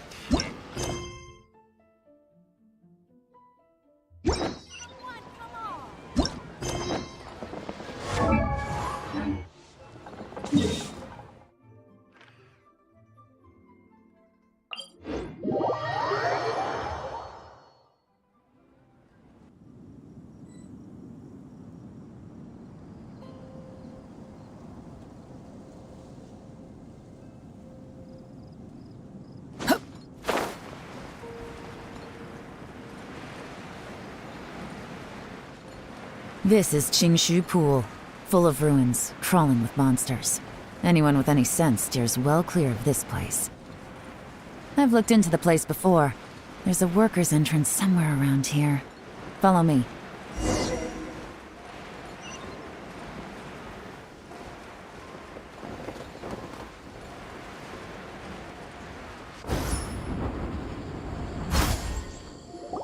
There's been some work done on this place in the past, but it's a bit of a labyrinth inside. I can't guarantee we'll be safe once we're underground. The workers left an emergency access route. If we can find it, this will be a much easier journey. Still, be ready to fight at any moment. Any resistance needs to be taken out quickly and quietly. We don't want to attract too much attention. Don't worry, we're all professionals here. By the way, Yelan, where are your 3 little helpers at? They have other things to take care of first. We couldn't afford to wait for them, but they'll join us later.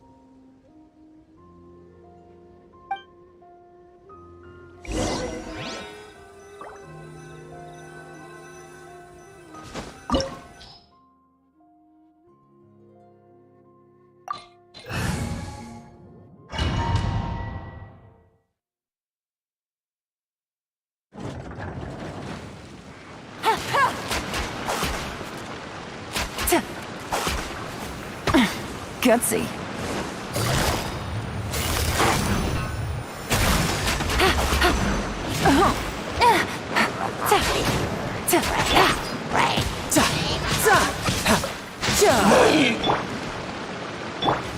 Quietly now.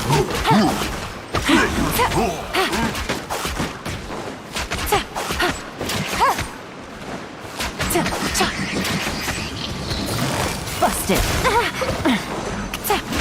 No time to... Amateur mistake.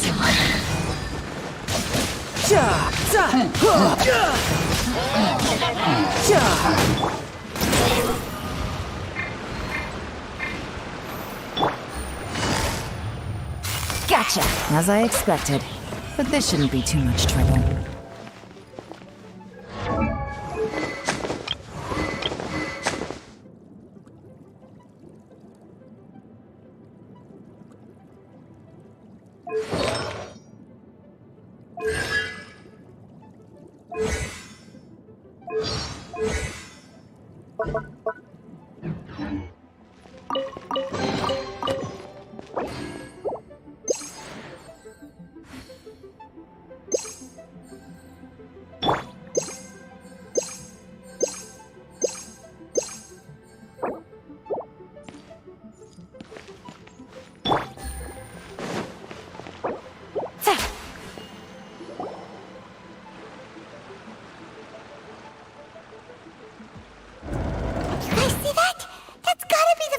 That must be the emergency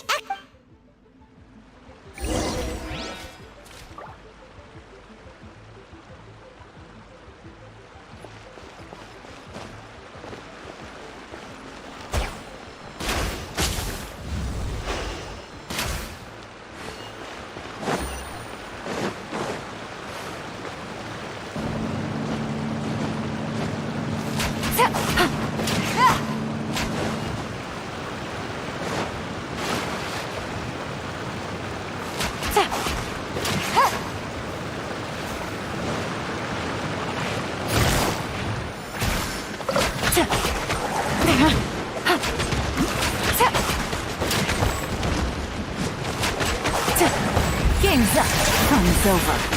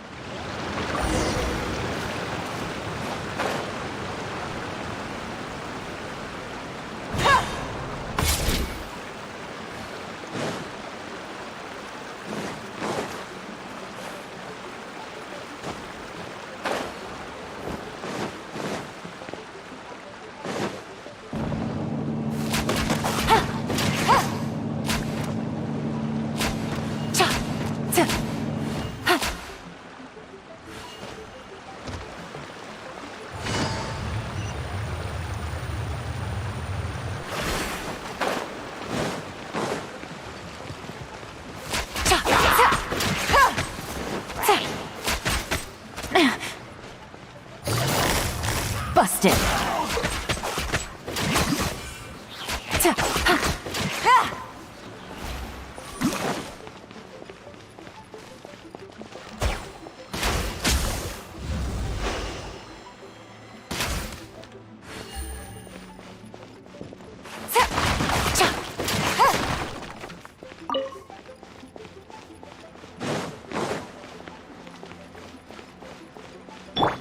Come into being!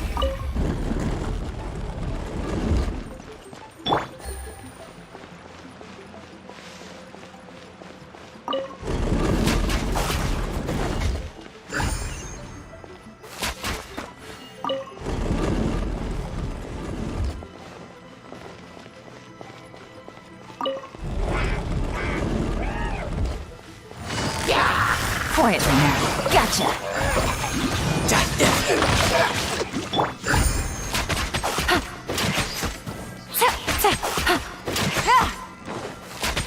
Quietly now.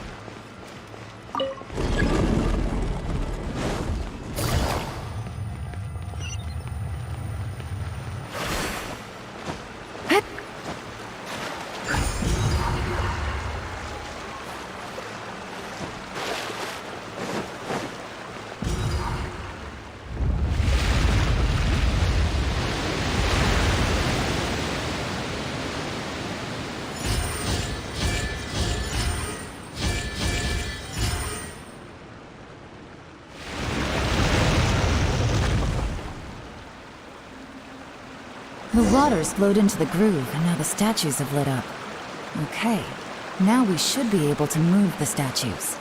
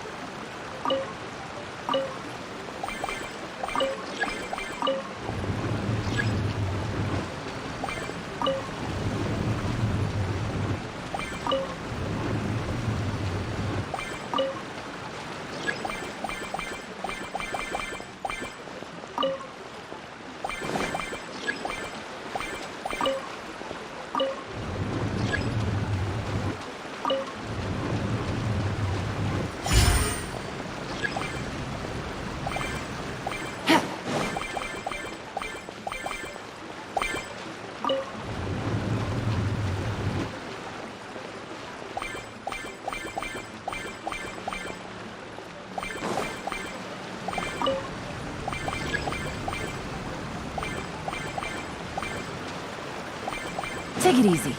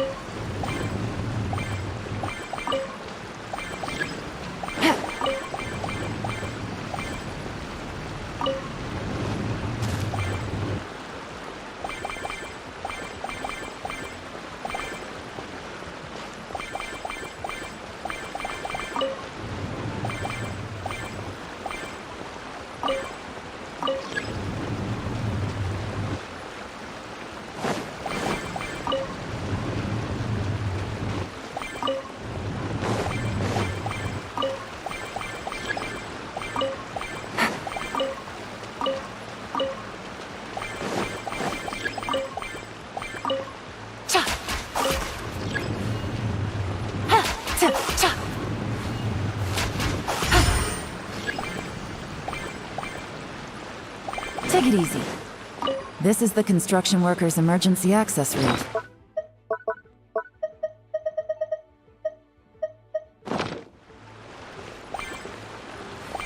Trying to break through would be risky. Let's see if we can find another way.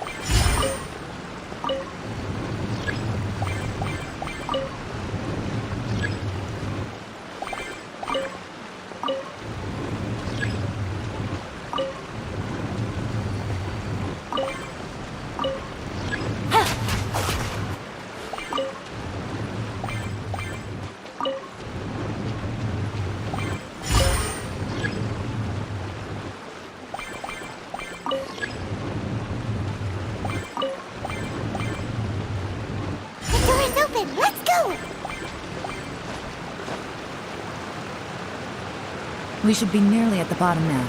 Let's wrap this up.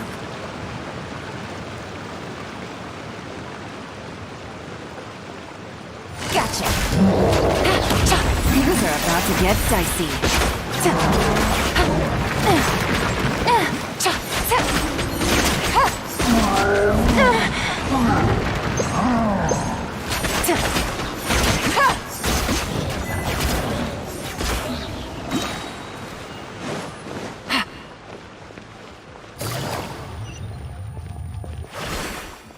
Take it easy.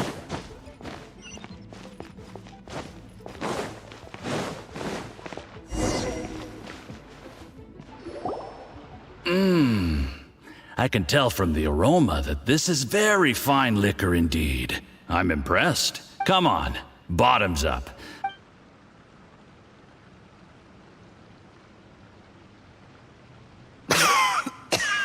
Oh, sorry. That went down the wrong way. I've never drunk anything this strong before. It'll take me some getting used to. You'll get there. I'll do my best. You're more of a lightweight than I thought. I thought you were made of sterner stuff. You certainly kept it together when you were poisoning your teacher's soup. Come on, another round. Less talking, more drinking. Sure. You didn't leave me much of a choice, though, did you? Just the mention of poisoning sends shivers down my spine. I'm more timid than you realize. Every time I poisoned him, I had to hide away at home for a few days because I was so scared of getting caught. Look, I know it has not been easy for you, my friend. We appreciate all your hard work. But, I have to say, you really are quite a genius at poisoning. I mean, the poison we brought from Snezhnaya is as strong as this wine, but you found a way to turn it into an... what was it you said? Oh, yeah. You said the soup's fishy flavor neutralizes the pungency of the poison, and this process even... It struck me one day when I was fishing. I'm lucky it did. Otherwise... You have performed excellently. The Fatui will continue, aside from Ching... Don't worry. Did you hear that?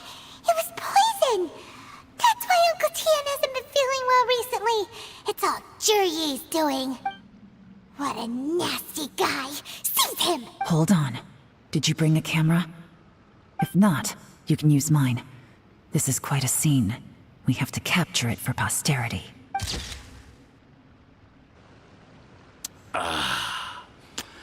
Excellent liquor. We've, seen no progress on the diplomatic front, and everyone has been eyeing up the treasure of Qingshu Pool. It's been a real headache for me. But soon, everything will be taken care of, and I can report back on a successful mission. Thank you, Jurye.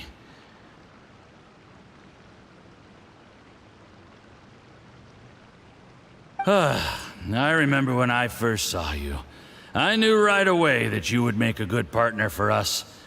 Hey, do you still remember what I said to you? How could I forget? You said a lowly commoner like me could never be seen as a serious candidate for the Tianshu. The only way is for you to shine bright in the Tianshu's darkest moment. I think you were absolutely right. Yes. Under normal circumstances, the gap between you and other people could only ever grow wider over time. Just look at your two competitors. Qianwei had wealth. Mingbo had reputation. But you had nothing. You were just another nobody. And that's why I decided to help you.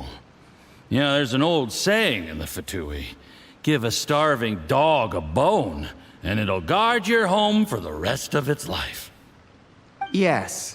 I cannot thank you enough for your generous support. You know, the best thing about you is that you do as you're told without complaining. Heck, when you're not in the company of the Fatui, you'll be able to throw your weight around as much as you want. Uncle Gao said that Jurye has low self-esteem. Seems he was right.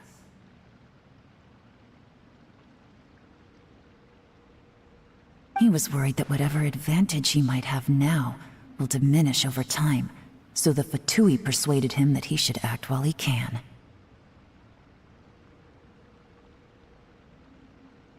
Do you have any more film in the camera?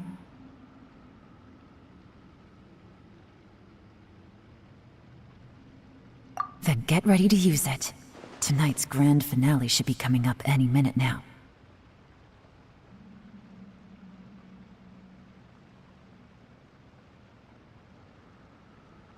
How well this goes for us depends on how Jurye plays his hand. Ooh, is there any more alcohol? Go on. Fill me up. I'm in a good mood today, and I'm gonna drink my fill. Make sure to get me home safely afterward. There's only a little left. Here, I'll fill your glass. If you like it, I can bring you some more next time.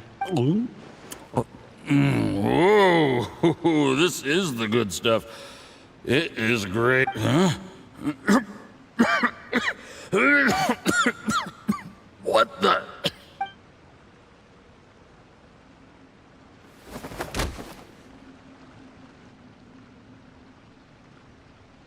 Jurye, you poisoned my wine? But when? You seem surprised, Mr. Yusupov. How could I not? I've sacrificed years of my life studying and reflecting to prepare myself for this position. And in the end, I even had to poison my own teacher. You really think I'd put myself through all that just to become your little puppet? I don't want to bow down to anyone ever again. And that includes you. You imbecile. It's the Fatui who got you to where you are. Do you understand? If I disappear with no explanation, the embassy will come after you. They'll get to the bottom of this. Mark my words. Do you see the haystack in the corner? Underneath it is a pile of explosives. And next door in the dark room are the 3 undercover. I'm gonna stay here till I see you slip into unconsciousness. Then I'm gonna set this on fire. Once the flames burn through the hay, they'll ignite the explosives. The ruins will collapse, and everything will be buried. What do you hope to? I took the liberty of leaving some evidence of your contact with the undercover agents at the Black Cliff Forge. It won't take long for people to join the dots. 2 missing person cases will become one as the truth gradually reveals itself. The Fatui planted undercover agents in the Black Cliff Forge to steal their signature ruin-grade explosives. Their plan was to blow through the solid floor tiles in the dead of night and seize the treasure of Qingshu Pool. But things didn't quite go to plan. Mistakes were made that led to the accidental deaths of the entire crew.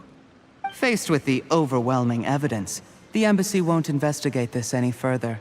In fact, they'll be only too happy to blame it all on a rogue operation by you. It explains why you acted alone, while exonerating the rest of the embassy of any liability. Of course, none of that will have anything to do with me. When all of this comes to my attention, I'm afraid I'll have no choice but to cancel the Qingshu Pool redevelopment plan immediately. I guess then, I'll be Tianshu in my own right, with a clean record and well out of the Fatui's reach. Shuri, do you really think you're gonna get away with this? The Fatui has a record of everything. That includes the poison, all interactions between us, even my trip here tonight. After I die, they'll come looking, and they'll get to the bottom of this. A record? Oh, you must mean the one in the hands of your second-in-command, Theophan? What? How do you know about that? Because when you contacted me, I also made contact with your associates. I have Theophan to thank for providing me with the poison I used on you today. He'll help me tie up all the loose ends. After all, your untimely demise comes with a few perks for him. He has been eyeing your position for a long time now. That traitor! Churyi, you... Shh. Relax. It's over. After tonight, everyone gets what they want. And anyone else in the know is either my accomplice or about to be taken out of the picture. Sweet dreams, Mr. Yusupov.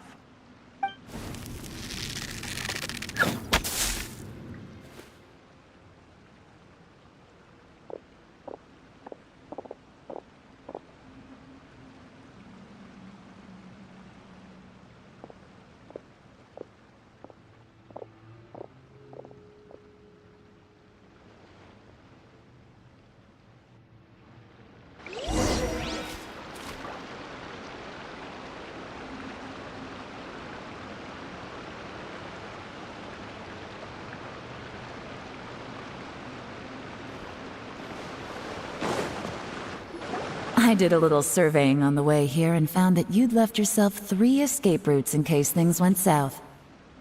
I have them all surrounded. If you're thinking of trying anything, save yourself the effort. The game's up. We were here the whole time and have pictures of everything. They came out pretty nicely. Want to see them? The game's up? Forgive me, I'm not quite sure what you're referring to, Miss Yelan. I happened to discover a Fatui operation here, so I approached them on the pretext of joining forces and eventually brought them down from within. If it pleases you, Miss Yelan, I'd be only too happy to have you join me in investigating this matter. This is how you want to play it, huh? Fine. You do you. All we need to do to convict you is establish that the poison in his system is the same as in Uncle Tien's. Nothing else you wanted to add? Let's leave it there then. Time to go. One wrong move and it all comes crashing down. I should have been more careful. You followed him here, didn't you? I was so focused on keeping myself out of sight, I forgot he was a potential liability. Let's talk about this, Yelan. I gave you my word that I would live up to the Tianshu name, and that much I can still guarantee. Your point being? When I take office, I can guarantee that I will act in your best interests. In fact, all of you here tonight can expect I don't deny that I used underhanded methods to get here. But given my lowly origins, what other choice did I have? You still don't get it, do you? Even now. What do you think? Exactly. Juri, clever people can always come up with a good excuse. But while you might be able to get other people to believe you, you'll never be able to deceive yourself. There's nothing wrong with wanting to win other people's respect, but when he was like a teacher and a father to you, but you chose to repay that by poisoning him. Whatever positive goal you may have started out with, you threw it away in that moment. That's enough. Of course. What makes this even crueler is that you managed to convince yourself there was no other way. Uncle Tien was always going to give you this opportunity, even if you'd done nothing at all. Out of everyone in the world, he is the one who trusts you the most. So much that he drank your fish soup without doubting you, not for 1 second. That's enough! That's enough. Life is like fishing. It cannot be rushed. Whatever you do, impatience will accomplish nothing. I was just like you once, desperate to prove myself. Only later did I realize things do not always turn out the way you plan, but you have to keep calm to carry on. You're still young. Be patient, believe in yourself, and don't look outside yourself to prove your value.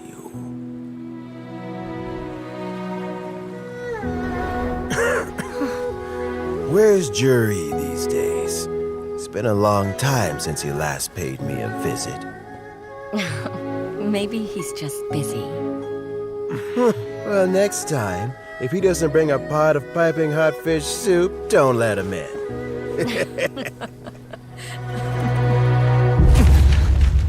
Whatever you were thinking about, you'll have plenty of time to mull it over in prison. Oh, I almost forgot. If the Fatui find out what happened today, prison might not turn out to be the safest place for you.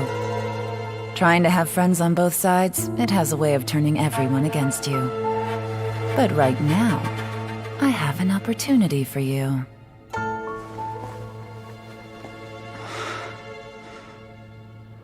Huh?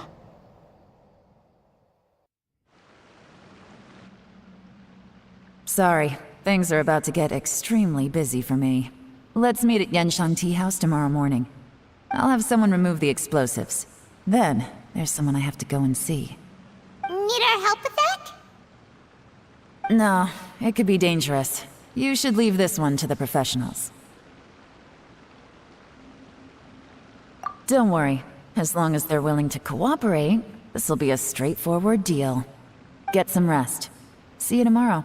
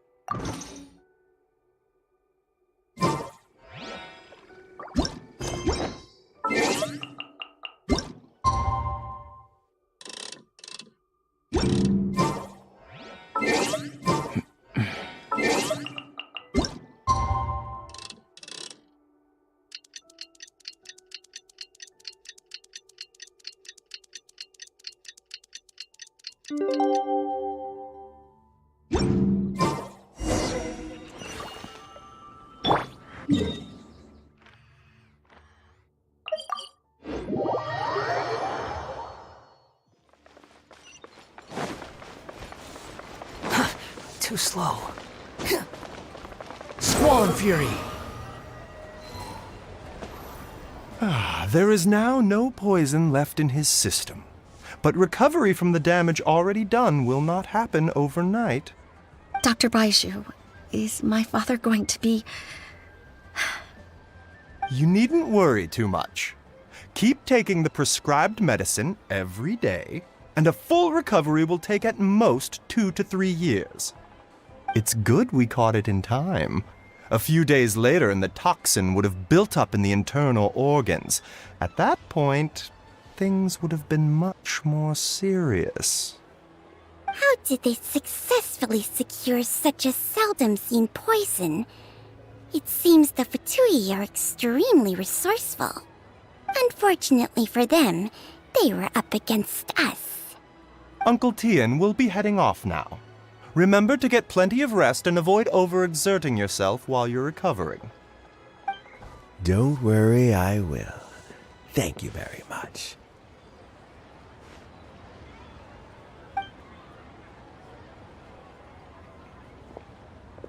Ah, you're here too? Thank you for all you've done to resolve this situation.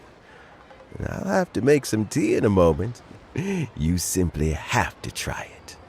Yes, the exhaustion seems to have gone. My mind is steadily getting clearer again. Luckily, it looks like choosing the Tianshu's successor is suddenly not such a pressing issue after all.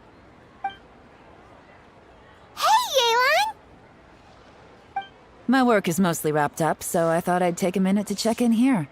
The assessment process comes to an end here, Uncle Tien. In my opinion, Zhi is not suitable for the position, but Qianwei and Mingbo both have potential. You have my gratitude. People can change their loyalties easily. I've always known this. But whenever it happens, it's still a dismal experience. Is it just Paimon, or is Uncle Tien not that surprised? Don't underestimate Uncle Tien. He wouldn't have appointed me as assessment officer if he hadn't had his doubts about Zhi. Normally, the Yuehai Pavilion would be responsible for assessing the candidates. Isn't that right, Uncle Tien? Yes, to be quite honest, I wanted to trust him unreservedly. But I have to be responsible with the position of Tianshu. When I first met Zhi, I wondered if he had approached me with a hidden agenda. So I secretly investigated him. I concluded that he had no ulterior motives whatsoever. He just saw me as an ordinary fishing friend. In the end, even he changed. But when did it start?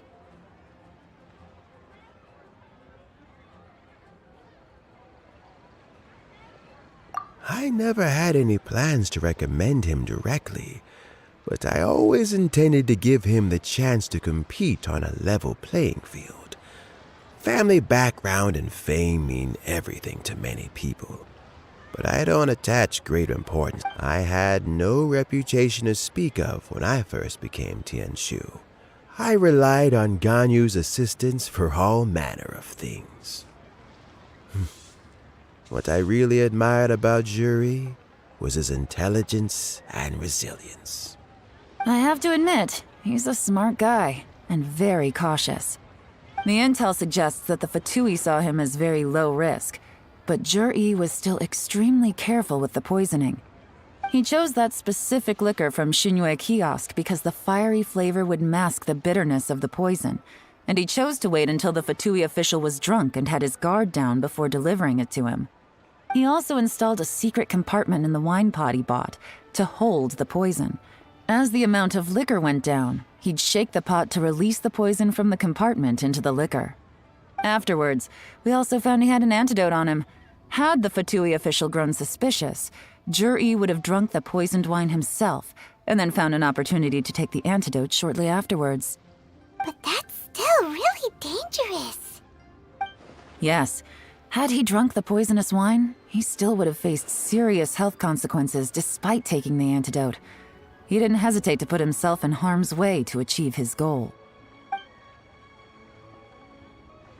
How is Zhi now? Well, I mean, he is sitting in a jail cell. Like Yanfei says, everyone who breaks the law has to pay the price. Still, he's cooperating. He didn't turn down my offer to strike a deal.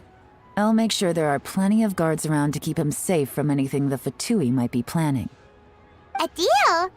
Does this have to do with what you said to him when you arrested him?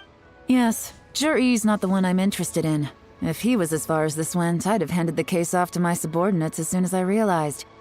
But once the Fatui became involved, things got a whole lot more interesting. I thought I might have the chance to catch a big fish. Well, did you? Almost.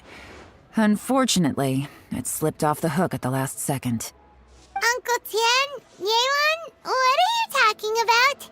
Paimon doesn't understand. Jur-E colluded with the Fatui to try and secure the position of Tianshu. Or, to put it the other way around, the Fatui made an attempt to interfere in the Tianshu selection process. With Yusupov in our hands and a statement from Jur-E, we could afford to continue with a diplomatic offensive. Also, we'd be able to gain control of Theophan, Yusupov's second-in-command. Then we'd have a pawn in the ranks of the Fatui. Pawns like this can be major assets. They open up all sorts of new options. Why else did you think I was investing so much time and effort into this case? So, okay, well, did your plan succeed? We got halfway. The first part went off without a hitch, and we passed all the information on to Lady Ningguang. But when we tried to make contact with Theophan, he was gone, along with all the evidence. The Fatui must be spying on us. Otherwise, they'd never been able to respond so quickly. I found out from other sources that the Harbinger Regrator got involved. The Fatui's main forces aren't concentrated here. Regrator was only treating this as a peripheral concern. It's a pity that Theophan got away, but knowing which Harbingers are still looking at Liyue is something. It gives me a starting point for my next mission. I have to ask, Yelan, do you have any desire to take over the position of Tianshu yourself? I remember you showed some interest a few days ago at Yenshang Tea House. In my estimation, you are more than competent. Oh, that. I was obviously joking. I prefer my current life. There's danger and there's excitement. Although it'd still be a behind-the-scenes role, as Tianshu, I wouldn't have the chance to get involved in anything truly clandestine or face any real danger. All right. Where are you off to this time? As you might have, but I'm sure if you keep... Maybe I'll see you the next time danger beckons. Until then, keep your wits about you. A lot of people are watching you for a lot of reasons. If you have any more...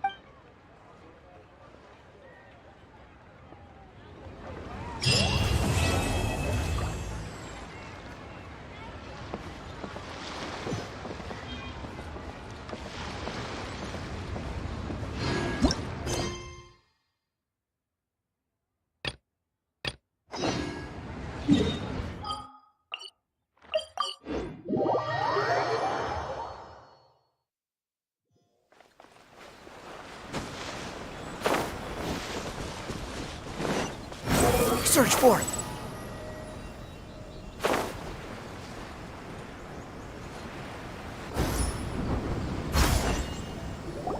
We haven't been to the Yai Publishing House in a while. Paimon wonders if they have any new books in. The one we read with Ed...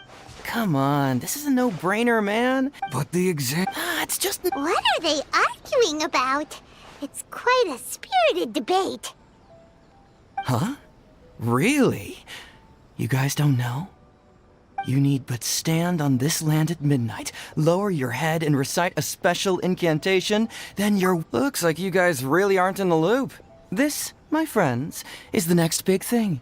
A highly effective wish ritual guaranteed to make your wishes come true. A wish ritual? Right? Even Paimon knows that's just not how the world works. I didn't believe it at first either, but that changed when it worked for someone I know. It's this guy called Kunihiko. He's practically always been unemployed, wastes his days away, and he owes a lot of money. Like a lot, but get this. I heard it directly from him. He used this wishing ritual, and the next day he woke up to find his whole bed filled high with mora. His whole bed was filled with... Of course, I'm sure the part about waking up lying on a bed of Mora is a bit of an exaggeration. Whether you believe it or not, it's not exactly a difficult ritual. It can't hurt to give it a try, right? If you're still feeling skeptical, just ask around. There are a lot of very compelling stories going around these days. Really? Well, come on! Let's go ask. Well, if it really is true, then just think of all the Mora Paimon could. Oh, and you'd finally be reunited with your twin too. Let's go, let's go!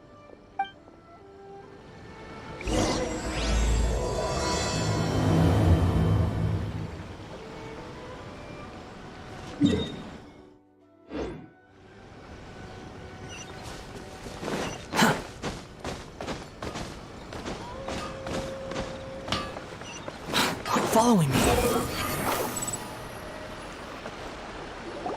On closer inspection, it seems like there really are a lot of people talking about this kind of stuff.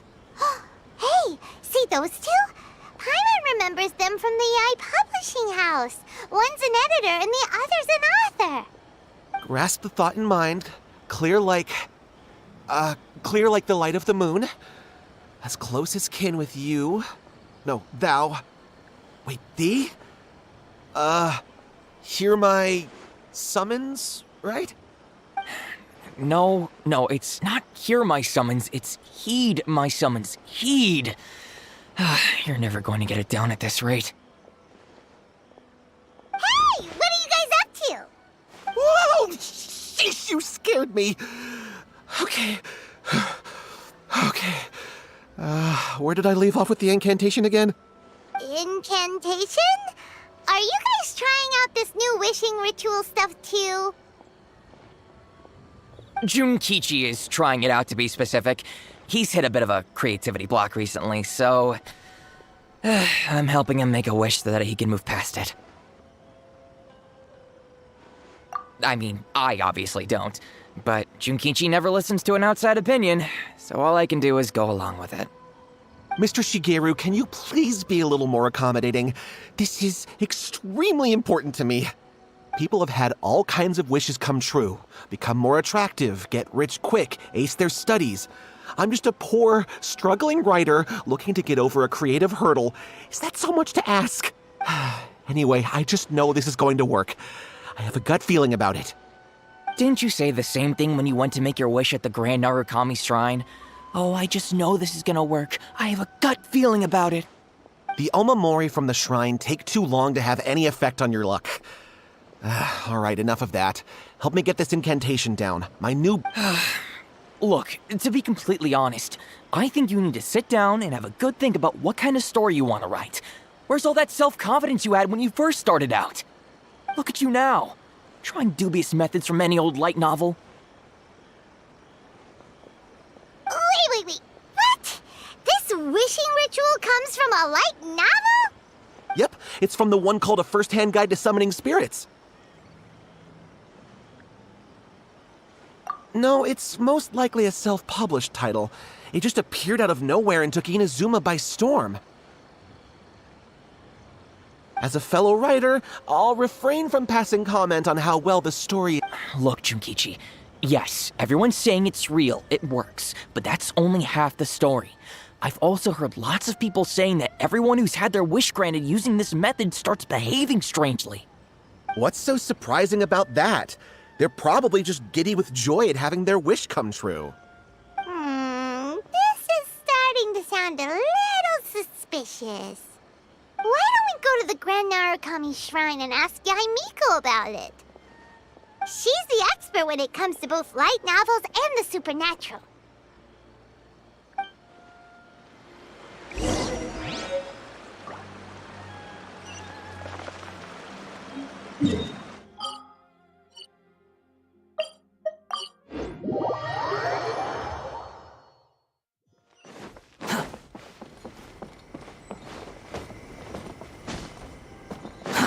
Too slow.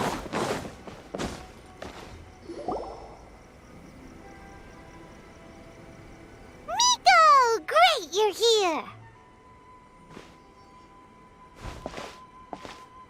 Well, hello there, young ones. What brings you to the shrine? It just so happens that I have a wonderful novel here. I highly recommend it.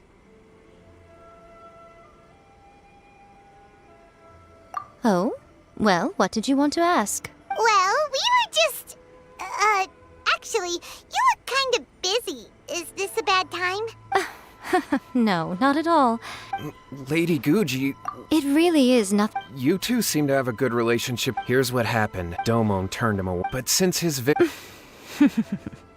You know, there really aren't as many evil spirits. If it were me, No, Lady Guji. Oh, all right. About 5 days ago. Yes, Lady Guji. That's a long time for him to be acting up like this. I'm really worried about him. Our greatest wish is... Wait a minute. Now I'm a little confused. Well... Whatever. Let me... What? Oh, dear. Lady Guji... Miko, he seems really Okay, fine. Yay, Miko! Kato, Yeah!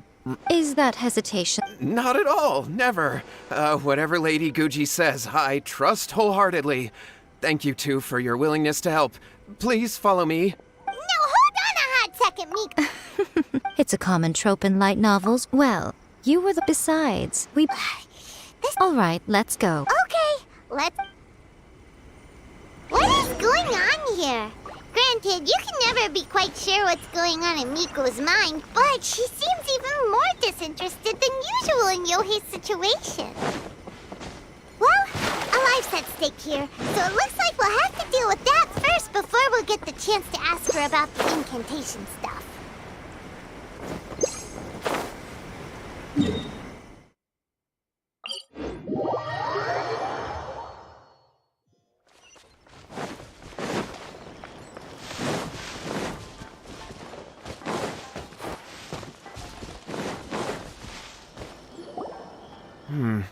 How strange.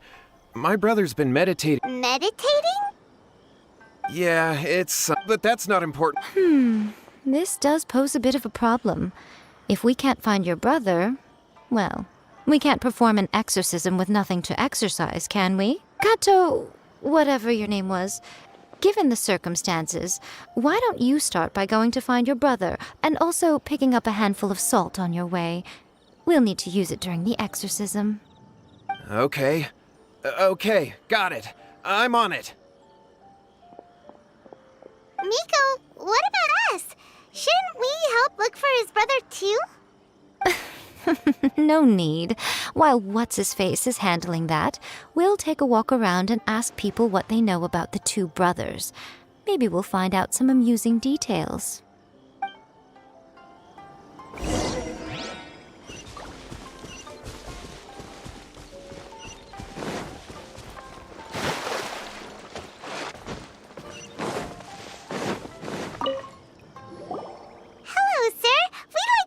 About the Kato brothers.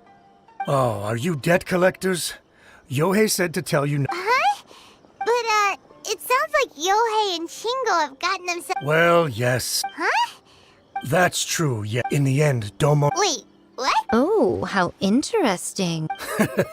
Yohei said that? Yohei did tell.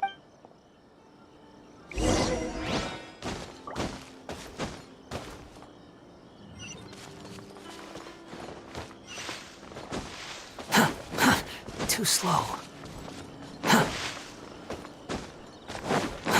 Behold!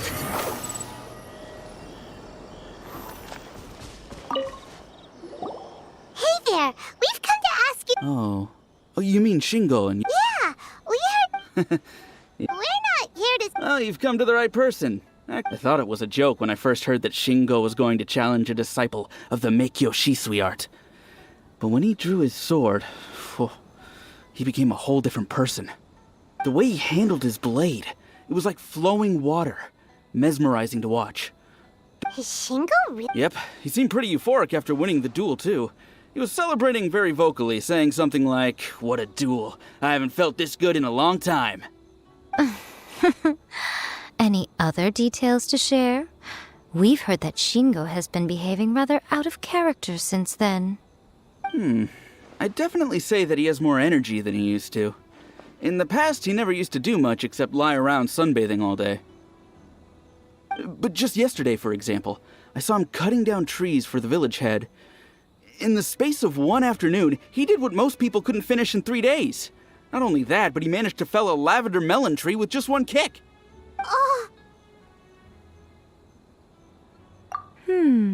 Quite impressive. Things got weird after that, though. The village head brought out some tofu for him, and he just flipped out. He shouted, "What is that stuff? Keep that away from me!" and then ran off. Lady Guji, esteemed exorcists. Finally, I found my brother. Oh, as much as I'd prefer.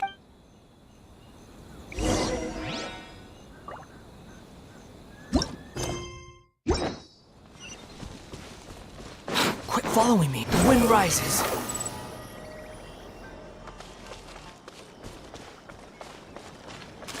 It's my lucky day. Squall and fury.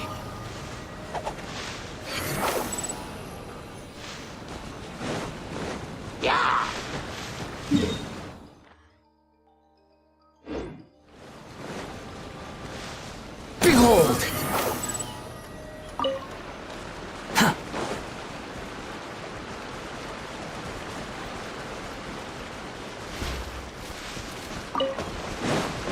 Squall and fury.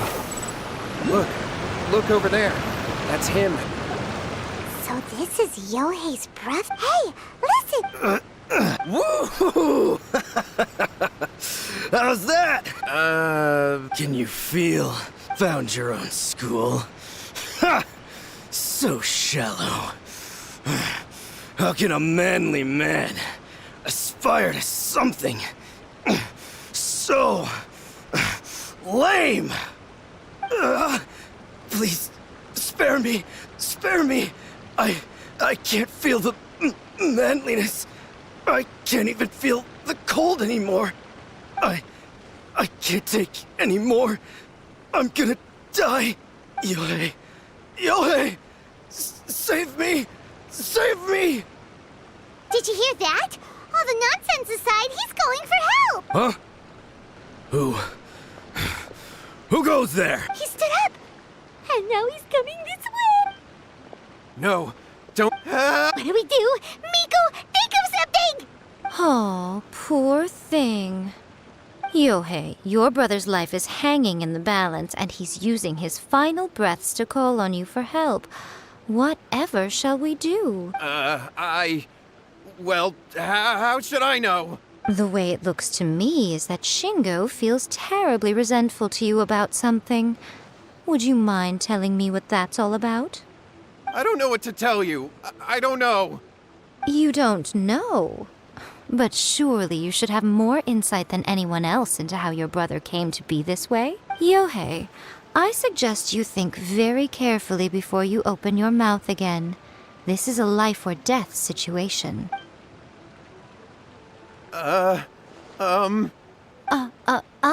Your brother is your closest relative. You must have noticed straight away when he started acting out of character. And yet, 5 whole days pass before it occurs to you to come and seek help from me. You really expect me not to notice the gaping holes in your story? But, As you wish. It's fine by me if you don't want to tell the truth. But after Shingo dies, you'll be next. It's futile trying to escape. Anywhere in the world you run to, it will be right behind your back. After all, you did summon it together. All right, I'll talk. I'll tell you everything. My brother and I used a wishing incantation. We made a wish. Yes, that's it. The one that's all the rage right now. You just have to recite an incantation at midnight and your wish will be granted. Just like the book described, we drew the magic symbol, stepped inside it barefoot at midnight, said the incantation, and lo and behold, spheres of light appeared all around us. After my brother wished to become a swordmaster, it really worked. Out of nowhere, he suddenly had these amazing sword skills. But his whole personality changed too, because I was worried that if he goes back to normal, he'll lose his skills with the sword. If that happens, it'd ruin our plans to start a martial arts school, and we'd be back to being poor. I just wanted to keep this under wraps until we'd managed to get the dojo set up and paid off our debts.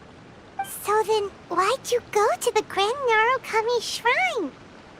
Well, 'cause with the way he's acting now, I was worried that rumors might start spreading that he's gotten involved in the occult arts or something, and then no one would want to sign up as his disciple. So I was thinking that maybe Lady Guji might have a way to get my brother back to normal, but... My, look at you with your ingenious scheme. Stop deluding yourself. These newfound sword skills are not his. They belong to the spirit that has possessed him. You're right, you're right. All right, then. Your turn now, my little friend. Toss the salt, and then draw your sword.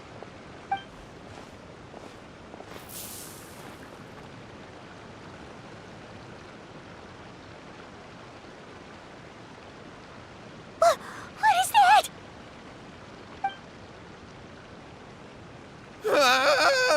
It's the spirit! See that? That's what you summoned. And look, now that Shingo's no use, it's coming straight for you. Save me! Save me! Miko! He fainted! What do we do now? We do nothing, but you, little one. Just a quick fight and this will all be over. Who's this? Ah, a fellow swordmaster. Come on, fight me! He's coming!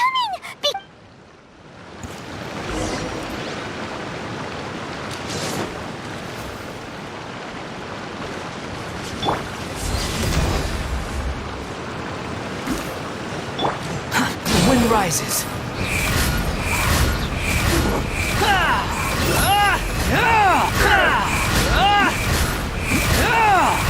Know your place.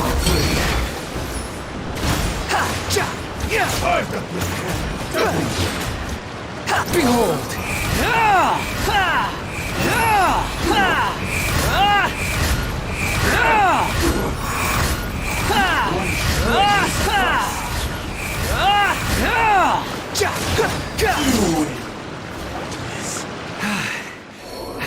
I haven't felt this great in a long, long time.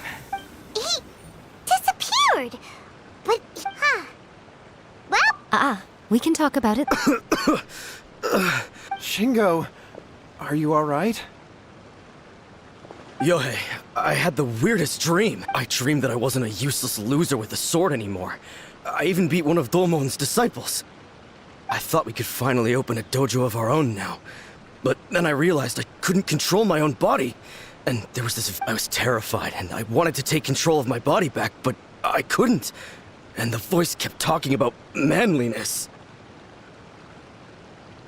Shingo, we shouldn't have made that wish. We summoned a spirit and it possessed you. Yes, and had we not come to your rescue, your life would have been over before too much longer. Then the spirit would have haunted your brother until he died of fatigue too. Thank you, Lady Guji, and thank you for your assistance, exorcism experts. All right, take him. He will experience... At this point, I would... Yes, we under... Thank you, Lady... We'll be on... Miko, and if so... they would have... I had to scare them. So... You saw it all for yourselves. I'm sure you can figure out what kind of spirit had possessed him, can't you? Paimon! Correct. Although it possessed Shingo, it didn't... Tossing salt even if we'd done of course. All right, seems like we've wrapped up Hold on, Miko. You say everything's wrapped... Oh, you mean that they got the incant... Actually... Human beings don't... That's not the point. The problem is that the incantation... But who wrote that? What do you think, Traveler? Yeah. Lady Yai! Kuroda? I'm here to report... Let me see. What? Yes, one book... Both of you, back here now! Miko? What is it? Things just got serious. A first-hand guide to summoning just what I have to come up with. Paimon, please. Oh, am I to take it that the safety of the people of Inazuma... Wait, what? Nothing's wrong, okay? I'm going to head back and...